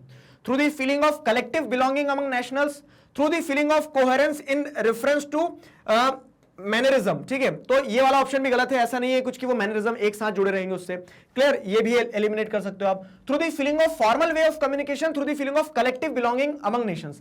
कलेक्टिव बिलोंगिंग कल्चर से जुड़ना, ठीक है, तो दास वॉल्क का आइडिया, जर्मन नेशन का आइडिया, जोहान गॉटफ्रेड का आइडिया, ध्यान आया कुछ, ठीक है। तो वहां पे क्या है, through the feeling of collective belonging among nationals, ठीक है। तो option C is the right answer for this question. मतलब ये भी कनेक्ट कर सकते हो कि हाँ sir communication, formal way of communication, लेकिन वो फॉर्मल ही नहीं, हर तरह से, जैसे रीजनल डायलेक्ट जो थी वो भी लोगों को जोड़ती थी, जैसे पॉलिनेशिया डांस फॉर्म हो गया, लैंग्वेज हो गया पोलैंड की, तो उनसे हमने सीखा था, क्लियर है, option C is the right answer. अगला सवाल, ठीक है, तो two statements are given, assertion reason है, मतलब regime of 1815 did not tolerate criticism and dissent. Conservative regimes were autocratic. तो रिजीम ऑफ 1815, अब ये कहां से आ गया, न्यू कंजर्वेटिज्म वाला जो टॉपिक है वहां से आ गया। तो देखो न्यू कंजर्वेटिज्म वाले टॉपिक का क्वेश्चन यहां क्यों दे दिया सर, हम तो ये एक्सट्रैक्ट बेस्ड क्वेश्चन पढ़ रहे हैं ना, तो यहां कनेक्ट समझो जरा थोड़ा सा, क्या हो रहा है कि both brothers became liberal politics. अब जब वो लिबरल पॉलिटिक्स का पार्ट होगा तो वो किस चीज को चाहेंगे, वो चाहेंगे कि अपोज किया जाए, किस चीज को अपोज किया जाए, किसी भी तरह का मतलब रिस्ट्रिक्शंस ना लगाया जाए। तो उस कंटेक्स्ट में यहां पे क्वेश्चन आ गया, जैसे फ्रीडम ऑफ प्रेस, ठीक है, इस चीज की बात कर रहे हैं वो, और उस कंटेक्स्ट में सवाल किस चीज से बना के दे दिया आपको सीबीएसई ने कि जो न्यू कंजर्वेटिव रिजीम आई थी तो क्या ग्रिम ब्रदर्स अगर उस समय पे होते तो कैसे रिएक्ट करते हैं। खैर यहां अगर आप समझोगे तो आप तो सिर्फ स्टेटमेंट देखो और क्वेश्चन को समझने की कोशिश करो। तो रिजीम्स ऑफ 1815 मतलब न्यू कंजर्वेटिज्म जो आया, they did not tolerated criticism and dissent. सही बात है, उनको कोई क्रिटिसाइज करने पसंद नहीं, ठीक है। कंजर्वेटिव रिजीम वर ऑटोक्रेटिक, तो अब वो क्यों नहीं टॉलरेट करते थे, क्योंकि वो ऑटोक्रेटिक थे, उन्हें ऐसा था कि हमारी पावर पे कोई चेक नहीं लगा सकता है। तो दोनों ही स्टेटमेंट सही है, और कंजर्वेटिज्म जो है, कंजर्वेटिव रिजीम जो है, तो वो क्या था, ऑटोक्रेटिक था। It is the correct explanation for the given assertion, ठीक है। तो ऐसे देख सकते हो, regimes of 1815 did not tolerate criticism and dissent because conservative regimes were autocratic. तो both the statements are true and reason is the correct explanation of assertion, ठीक है। चलो, तो अब जैसे क्या होता है कि आया ना समझ में, तो ये यहां तक 5 क्वेश्चन है। 52 तक 6 क्वेश्चन थे, आपको 5 अटेम्प्ट करना थे। अब हम अगले सेक्शन पे आते हैं। अगले सेक्शन में जैसे अगर आप देखोगे तो अगले सेक्शन में भी क्या है, ऐसे ही 5 क्वेश्चन है। 53 से आप कहां तक चले जाओ, 58 तक चले जाओ। 6 क्वेश्चन है, सॉरी 6 क्वेश्चन है, 53 से 58 तक चले जाओ। आपको 5 अटेम्प्ट करना है, यहां पे भी सिंपल है, ठीक है। तो अब ये देखो क्या दिया है, read the source given below. अब ये सोर्स को पढ़ो। अब ये सोर्स आपकी बुक में से डायरेक्ट बुक का नहीं है, लेकिन बुक की थीम से जुड़ा हुआ है। जैसे there has been gradual shift from the cultivation of food crops to the cultivation of fruits, vegetables, oil seeds, ठीक है, industrial crops. This has led to the reduction in net sown area under cereals and pulses, ठीक है। net sown area reduce क्यों हुआ है, क्योंकि आप क्या देख रहे हैं, शिफ्ट देखने को मिल रहा है, ठीक है। with the growing population in India, declining food production puts a big question mark over the country's food security। लेकिन अब जब सीरियल्स हैं, जो अनाज है, अनाज में कमी हुई है, ठीक है, अनाज में कमी हुई है, क्यों, क्योंकि दूसरी क्रॉप्स जैसे फ्रूट्स, वेजिटेबल्स, ये ज्यादा कल्टीवेट किए जा रहे हैं, ठीक है। इससे नेट सोन एरिया जैसे जो हो रहा है आपका क्या देखने को मिल रहा है, सीरियल्स और पल्सेस के अंदर में नेट सोन एरिया वो रिड्यूस हुआ, लेकिन इससे कंट्री के फूड सिक्योरिटी पे क्वेश्चन बनता है। अब ये सोर्स जो है किस चैप्टर से जुड़ा है, आपके सिलेबस के एग्रीकल्चर चैप्टर से, ठीक है। एग्रीकल्चर चैप्टर से जुड़ा हुआ एक सोर्स आ गया यहाँ पे, ठीक। आगे देखो, the competition for land between non agricultural uses such as housing etcetera and agricultural has resulted in the reduction of net sown area. अब साथ ही साथ में क्या है कि हम एक्सपैंड भी हो रहे, घर भी चाहिए, ठीक है, इंडस्ट्री भी लगाना है, तो कहां लगाओगे आप, नेट सोन एरिया को तो कम करोगे ही, ठीक है। The productivity of land has started showing a declining trend. Fertilisers, pesticides and insecticides which once showed dramatic results, ठीक है, dramatic results are now being held responsible for degrading the soils, ठीक है। तो periodic scarcity of water has led to reduction in area under irrigation, inefficient water management has led to water logging and salinity। तो कुल मिला के ये agriculture, soil erosion, 2-3 topic जो आपके जैसे रिसोर्स एंड डेवलपमेंट हो गया, ठीक है, तो उन सारे टॉपिक्स का क्या है, आपको यहां पे एक कॉम्बिनेशन देखने को मिलेगा। तो अब ऐसा सोर्स आया है ना, तो आप भूल जाना कि आपने क्या पढ़ा क्या नहीं पढ़ा। आप सिर्फ एक चीज ध्यान रखना कि सोर्स है, आपने चैप्टर्स पढ़े हैं, आपके पास आइडियाज हैं, उस बेसिस पर आप कितने क्वेश्चंस को सॉल्व कर सकते हो। तो निंजा टेक्निक वही रहेगी कि आप सोर्स ना भी पढ़ो ना, तो पहले एक बार क्वेश्चंस को पढ़ के देखना। जैसे क्या है, one can infer from the above given information that marginal and small farmers have pushed out of cultivation. Which of the following is prominent cause? अब कुछ मत देखो, मैंने आपसे ये पूछा बस कि मार्जिनल फार्मर जो है, स्मॉल फार्मर्स है ना, वो धीरे धीरे कंपटीशन से बाहर होते जा रहे हैं, ठीक है, वो फार्मिंग कर ही नहीं पाएंगे, उन्हें खेत बेचना पड़ेंगे अपने। क्या कारण हो सकता है? 4 कारण दिए मैंने आपको। Food and fruits crops are expensive in market, तो इससे क्या लेना देना, ठीक है, मतलब हाँ ये एक्सपेंसिव है मार्केट में, लेकिन इससे हमारी जो प्रॉब्लम है उसका सोल्यूशन नहीं मिल रहा हमें, तो इसको एलिमिनेट कर दो, ठीक है। Shift to multifarious crops according to demand, crops अलग अलग डिमांड की जा रही है, इस कारण से क्या है वो शायद बाहर निकल जाए, हो सकता है ये, ठीक है। Periodic scarcity of water in many regions, ठीक है, मेनी रीजन्स में क्या है, पीरियोडिक स्कैरसिटी हो रही है, लेकिन कुछ रीजन में नहीं हो रही, तो वहां तो खेती करेंगे, फिर वो वहां से कैसे बाहर जाएंगे, आगे समझ में। तो ये भी क्या है, ये स्टेटमेंट सही हो सकता है कुछ रीजन के लिए, लेकिन क्वेश्चन तो इन जनरल पूछा है ना कि marginal and small farmers have been pushed out of cultivation. और अब क्या दिया एक और option, soil degradation and extensive green revolution. Soil degradation and extensive green revolution, इस कारण से क्या है कि सॉइल जब डिग्रेड हो जाएगी तो कहीं भी किसान हो वो कैसे खेती कर पाएगा, छोटे किसान को मतलब जो एक तरह से कंपटीशन उससे बाहर निकलना पड़ेगा। Option D is the closest answer. ये होगी समस्या आपके साथ में कि बी भी सही लग रहा है, सी भी सही लग रहा है, क्लोजेस्ट कैसे सेलेक्ट करें, तो option D is the closest answer and it is the right answer, ठीक है, option D is the right answer. अगला सवाल, read the following statements and find the incorrect from the given options, ठीक है। तो ये 3 ऑप्शन में से इनकरेक्ट क्या है, देखो, Indian farmers are diversifying their cropping pattern, सही बात है, ठीक है, क्रॉपिंग पैटर्न डाइवर्स हो रही है, जैसे बताया, फ्रूट्स हो गए, कमर्शियल क्रॉप्स जो हो गई वो ज्यादा ग्रो कर रहे हैं क्योंकि पैसा मिल रहा है, ठीक है, तो स्टेटमेंट सही है। They are shifting production from cereals to fruits vegetables, ये बात भी सही है। Jute is in high demand in Indian market, नहीं, जूट की डिमांड कम हो रही है क्योंकि सिंथेटिक फाइबर आ गया है। एग्रीकल्चर चैप्टर में आपने पढ़ा है अगर ध्यान करोगे तो, ठीक है, सोर्स में ना दिया हो लेकिन एग्रीकल्चर चैप्टर में तो पढ़ा है। तो इस तरह से ये जो सोर्स बेस्ड क्वेश्चन होंगे तो वो एक तरह से क्या है, आपको ब्रॉड थिंकिंग के लिए मान के चलो कि वो तो क्वेश्चन आया और ये आंसर है, बस यहां सोर्स में नहीं मिल रहा है तो सिर नहीं लड़ाना है। क्लियर हुआ? तो यहां पे ए और मतलब 1 और 2 करेक्ट है, आपको क्या पता करना है, find the incorrect from the given options, ठीक है। इनकरेक्ट क्या है ऑप्शन, तो ऑप्शंस देखेंगे तो क्या है, ऑप्शन सी जो है ओनली 3 को बता रहा है, तो jute is in high demand, ये इनकरेक्ट है। अब यहां पे जंग छिड़ेगी, कैसे, आप बोलोगे सर मार्किंग स्कीम में तो ऑप्शन ए को करेक्ट बताया गया है। देखो क्या होता है कि कभी कभी एरर्स होते हैं, हर जगह एरर्स हो जाते हैं। आपको यहां पे आपने जो पढ़ा है आप तो उस पर विश्वास रखो कि मार्किंग स्कीम में क्या है, किसमें क्या है, उससे लेन देना नहीं है, ठीक है। यहां पे हो सकता है मैं गलत भी हूं, लेकिन जो मैंने पढ़ा है मैं आपको बताऊं, जो मैंने आपको पढ़ाया है समझो चीजों को क्या है। तो Indian farmers are diversifying their cropping pattern, ये सोर्स खुद बोल रहा है, देखो ना, सोर्स खुद चिल्ला चिल्ला के बोल रहा है क्या कि there has been gradual shift from cultivation of food crops to cultivation of fruits, vegetables, oil seeds, ठीक है। तो Indian farmers are diversifying their food crop.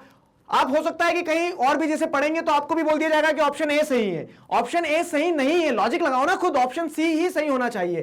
Question क्या पूछ रहा है, इनकरेक्ट पूछ रहा है, इनकरेक्ट बताओ। तो इनकरेक्ट क्या है, इनकरेक्ट यहां पे आपको पता है कि इनकरेक्ट ये है, इनकरेक्ट ये क्यों है, ठीक है। इनकरेक्ट ये क्यों, क्योंकि जूट हाई डिमांड में नहीं है। अब आप ऑप्शंस में देखो कि क्या इनकरेक्ट है, यही ऊपर वाला सवाल पूछ रहा है।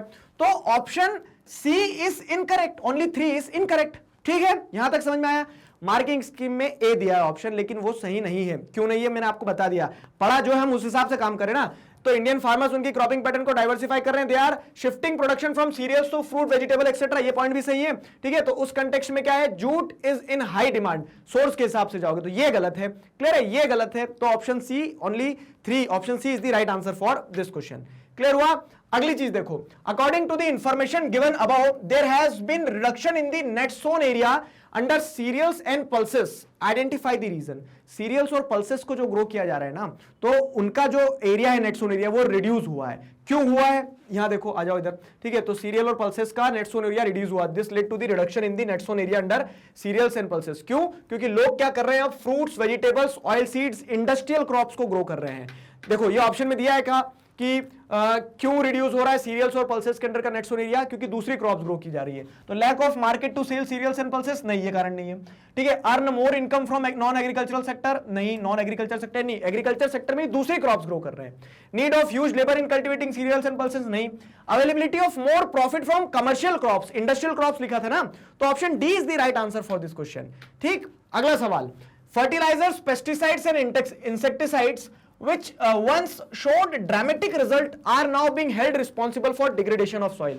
तो ये स्टेटमेंट है, बस इतना जो है यहां से यहां तक ये कहानी थी, इसमें आपको सिर नहीं लड़ाना है, समझना है बस कि हाँ एक समय पर फर्टिलाइजर, पेस्टिसाइड्स वगैरह जो है, जिन्होंने क्या किया, बहुत अच्छा आपको क्या दिया था, रिजल्ट दिए थे, क्योंकि क्रॉप्स खूब प्रोडक्शन हुआ था, बंपर प्रोडक्शन, ठीक है। लेकिन आज उन्हें रिस्पॉन्सिबल माना जा रहा है सॉइल के डिग्रेडेशन के लिए, बात भी सही है, ठीक है।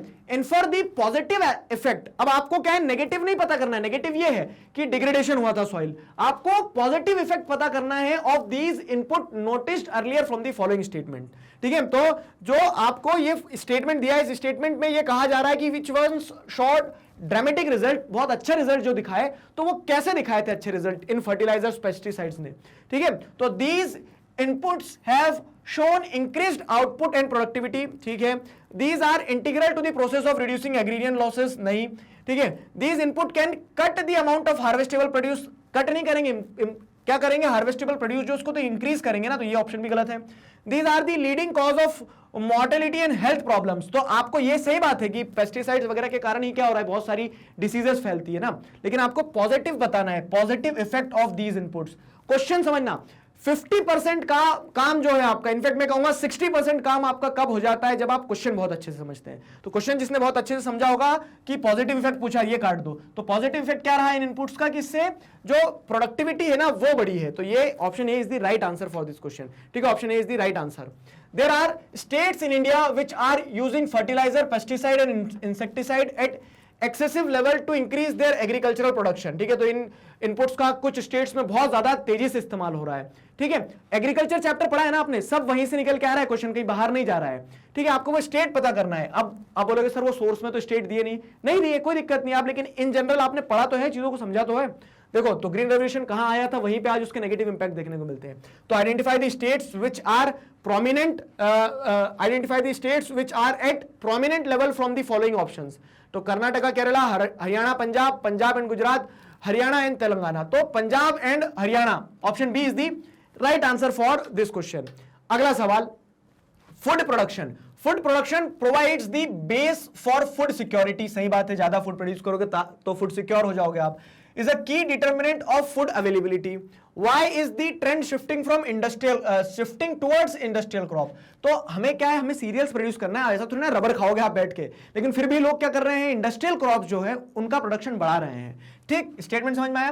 चूज द करेक्ट ऑप्शन कि इंडस्ट्रियल प्रोडक्शन क्यों बढ़ रहा है, इंडस्ट्रियल क्रॉप्स का प्रोडक्शन क्यों बढ़ रहा है, to improve the land use pattern, कुछ भी, ठीक है, to use extensive farming technique, ये भी नहीं होगा, ठीक है, मतलब हो सकता है, अब इसको पूरा ऑप्शन पढ़ो, लेकिन to improve the fertility of soil, ऐसा कुछ नहीं है कि इंडस्ट्रियल क्रॉप से फर्टिलिटी बढ़ जाएगी, इनफैक्ट घटती है, और to fetch more income and high profit, जी हाँ, सीरियल क्रॉप्स में उतना प्रॉफिट नहीं है, लेकिन इंडस्ट्रियल क्रॉप्स ग्रो करो, इंडस्ट्रियल क्रॉप्स ग्रो करो क्योंकि प्रोडक्ट्स से पैसा ज्यादा मिल जाता है, तो option D is the right answer for this question. Section C भी कंप्लीट हुआ, अब आता है सेक्शन डी। देखो सेक्शन सी की एक बार मैं आपको फिर से एक बार अच्छे से कहानी बता देता हूं कि हर सोर्स में, हर एक्सट्रैक्ट में आपको क्या है, 6-6 क्वेश्चन दिए, आपको 5-5 अटेम्प्ट करना है, ठीक है, तो वो आपको क्या है, जहां पे ऐसा लग रहा है कि सर सही क्या होगा, फंस रहे हो, तो वहां पे 5 सेलेक्ट कर लेना, क्लियर है।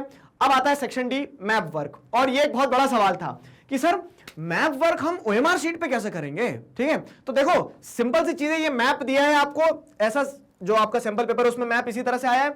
अब on the political map of India A is marked as a dam, ठीक है, identify it from the following option, तो ए डैम की तरह मार्क कर दिया गया ये ए, ठीक है, आपको क्या करना है, इन चारों ऑप्शन में से बताना है कि ए कौन सा डैम है। स्टेट देखो, ये ए यहां पे लगा स्टेट में, कौन सा स्टेट है, ये पंजाब है, ठीक है। अब आप यहां पे डैम देखोगे तो सलाल, भाखरा नंगल, तेहरी, राणा प्रताप सागर, क्या लग रहा है आपको कहां कौन सा होना चाहिए, ठीक है, तो ये मतलब पंजाब और ये हिमाचल प्रदेश जो इनकी बॉर्डर पे आपको यहां डैम मार्क किया हुआ है, ये कौन सा डैम है, तो इस डैम को हम क्या कहेंगे, तेहरी है क्या, नहीं तेहरी तो हम इधर देखेंगे उत्तराखंड में है, ऊपर वाला इसके ऊपर एक सलाल आपको मैप पे दिया है, सलाल आप कश्मीर में लगाओगे तो सलाल होगा नहीं, ठीक है, तेहरी होगा नहीं, राणा प्रताप सागर राजस्थान में है, बचा क्या, भाखरा नंगल, ठीक है, तो Bhakra Nangal is the right answer, option B is the right answer for this question. अगला सवाल, तो on the same map B, ठीक है, इसी मैप पे बी भी मार्क किया गया, हाँ ये रहा मैप, ठीक है, तो इसी मैप पे बी भी मार्क किया है। अच्छा, हमने मैप प्रैक्टिस भी की है पूरी, तो जैसे आपके 7 चैप्टर्स के मैंने एमसीक्यू तो बना दिए हैं, मैप भी बताया, complete map work with MCQs, तो उसमें भी यही मैंने आपको बताया था ना, पेपर रिलीज होने से पहले भविष्यवाणी कर दी थी मैंने कि देखो मैप पे क्वेश्चन कैसा आ सकता है, मैप पे जब एमसीक्यू आएगा तो ऐसा ही आएगा कि एक मैप दे देंगे, वो आपको बोल देंगे आइडेंटिफाई करो, क्लियर है, तो वही चीज पूछी है, तो यहां पे एक स्टेट दे दिया, स्टेट को बोल दिया आइडेंटिफाई करो, तो on the same map B is also marked as the major tea cultivating state, ठीक है, तो ये जो बी मार्क किया है, ये स्टेट मार्क किया, देखो ये ऐसा स्टेट है, ए जैसा दिख रहा है, हिंट दे दिया मैंने आपको, ठीक है, तो ये स्टेट को आइडेंटिफाई करो, ठीक है, टी प्रोड्यूसिंग स्टेट है, तो टी प्रोड्यूसिंग पंजाब है क्या, पंजाब नहीं है, बिहार नहीं है, गुजरात नहीं है, टी प्रोड्यूसिंग आसाम है, आपको अगर ये भी पता है कि आसाम में टी प्रोड्यूस होती है, आपको ये नहीं पता स्टेट कौन सा है, तो भी काम बन जाएगा, ठीक है, तो ऑप्शन बी मतलब ये जो क्वेश्चन होगा, इस क्वेश्चन का जो बी पॉइंट है उसका सही आंसर क्या है, आसाम, ठीक है, तो option A is the right answer, clear हुआ। तो अब देखो क्या है, फिर वो जो बच्चे जो देख नहीं सकते हैं ना, तो उन बच्चों के लिए क्या रहेंगे, ऐसे सवाल रहने वाले हैं, ठीक है, अगर आप सुन रहे हो मुझे तो सुनो मेरी बात, क्या बाबू, कि the following questions are for the visually impaired candidates in lieu of questions 59 and 60, तो 59 और 60 these questions are for visually impaired students, ठीक है, तो वो लोग ये क्वेश्चन अटेम्प्ट करेंगे क्योंकि मैप पे देख नहीं पाएंगे ना वो, तो आपको क्या करना है, सिंपल एमसीक्यू के फॉर्मेट में सेलेक्ट कर लेना है, ठीक है, तो which of the following dam is located in Uttarakhand, Uttarakhand में कौन सा है, तो अभी हमने बताया आपको कि तेहरी उत्तराखंड में, तो C is the right answer for this, ठीक है, तो यहां पे क्या हो जाएगा, सी हो जाएगा। और अगर बात की जाए which of the following is the principal cereal crop, ठीक है, तो 4 क्रॉप्स दी गई है, rice, wheat, jowar, bajra, prominent principal cereal crop, तो चारों ही सीरियल क्रॉप है, लेकिन सबसे इंपॉर्टेंट कौन सी है, राइस है, तो option A is the right answer for this question, ठीक है, and these questions are to be attempted by the visually impaired candidates, ठीक है, तो जो लोग देख सकते हैं वो लोग ये क्वेश्चन अटेम्प्ट मत करना, आपको ये मैप वाले क्वेश्चन अटेम्प्ट करना होगा, ये वाले, ठीक है। चलो, तो इसी के साथ क्या होती है, कहानी यहां पे खत्म होती है, तो मैं उम्मीद करता हूं मजा आया, कितने क्वेश्चन सही करे थे बताना, मान के चलो कि आपका पेपर होगा, हमने कोशिश करी कि 90 मिनट में कंप्लीट करें, पता नहीं वीडियो कितना चले गया है, ठीक है, इनफैक्ट मैं तो सोच रहा था कि जल्दी जल्दी करवाऊंगा, तो एक्सप्लेनेशन भी पूरा दिया है, और भी किसी प्रकार के डाउट है तो कमेंट सेक्शन आपका खुला हुआ है आप लोगों के लिए, ठीक है, I hope you enjoyed it, prepare करते रहना अपने आप को, सारी चीजें, सारा कंटेंट अवेलेबल है, इस बार जो आपका पेपर आने वाला है वो पेपर आप लोगों के फेवर में है, ठीक है, बिलीव मी, आप लोगों के फेवर में है, तो क्या करो, बस झोंक दो अपने आप को, ठीक है। Signing off with this, together we can, we will, thank you very much.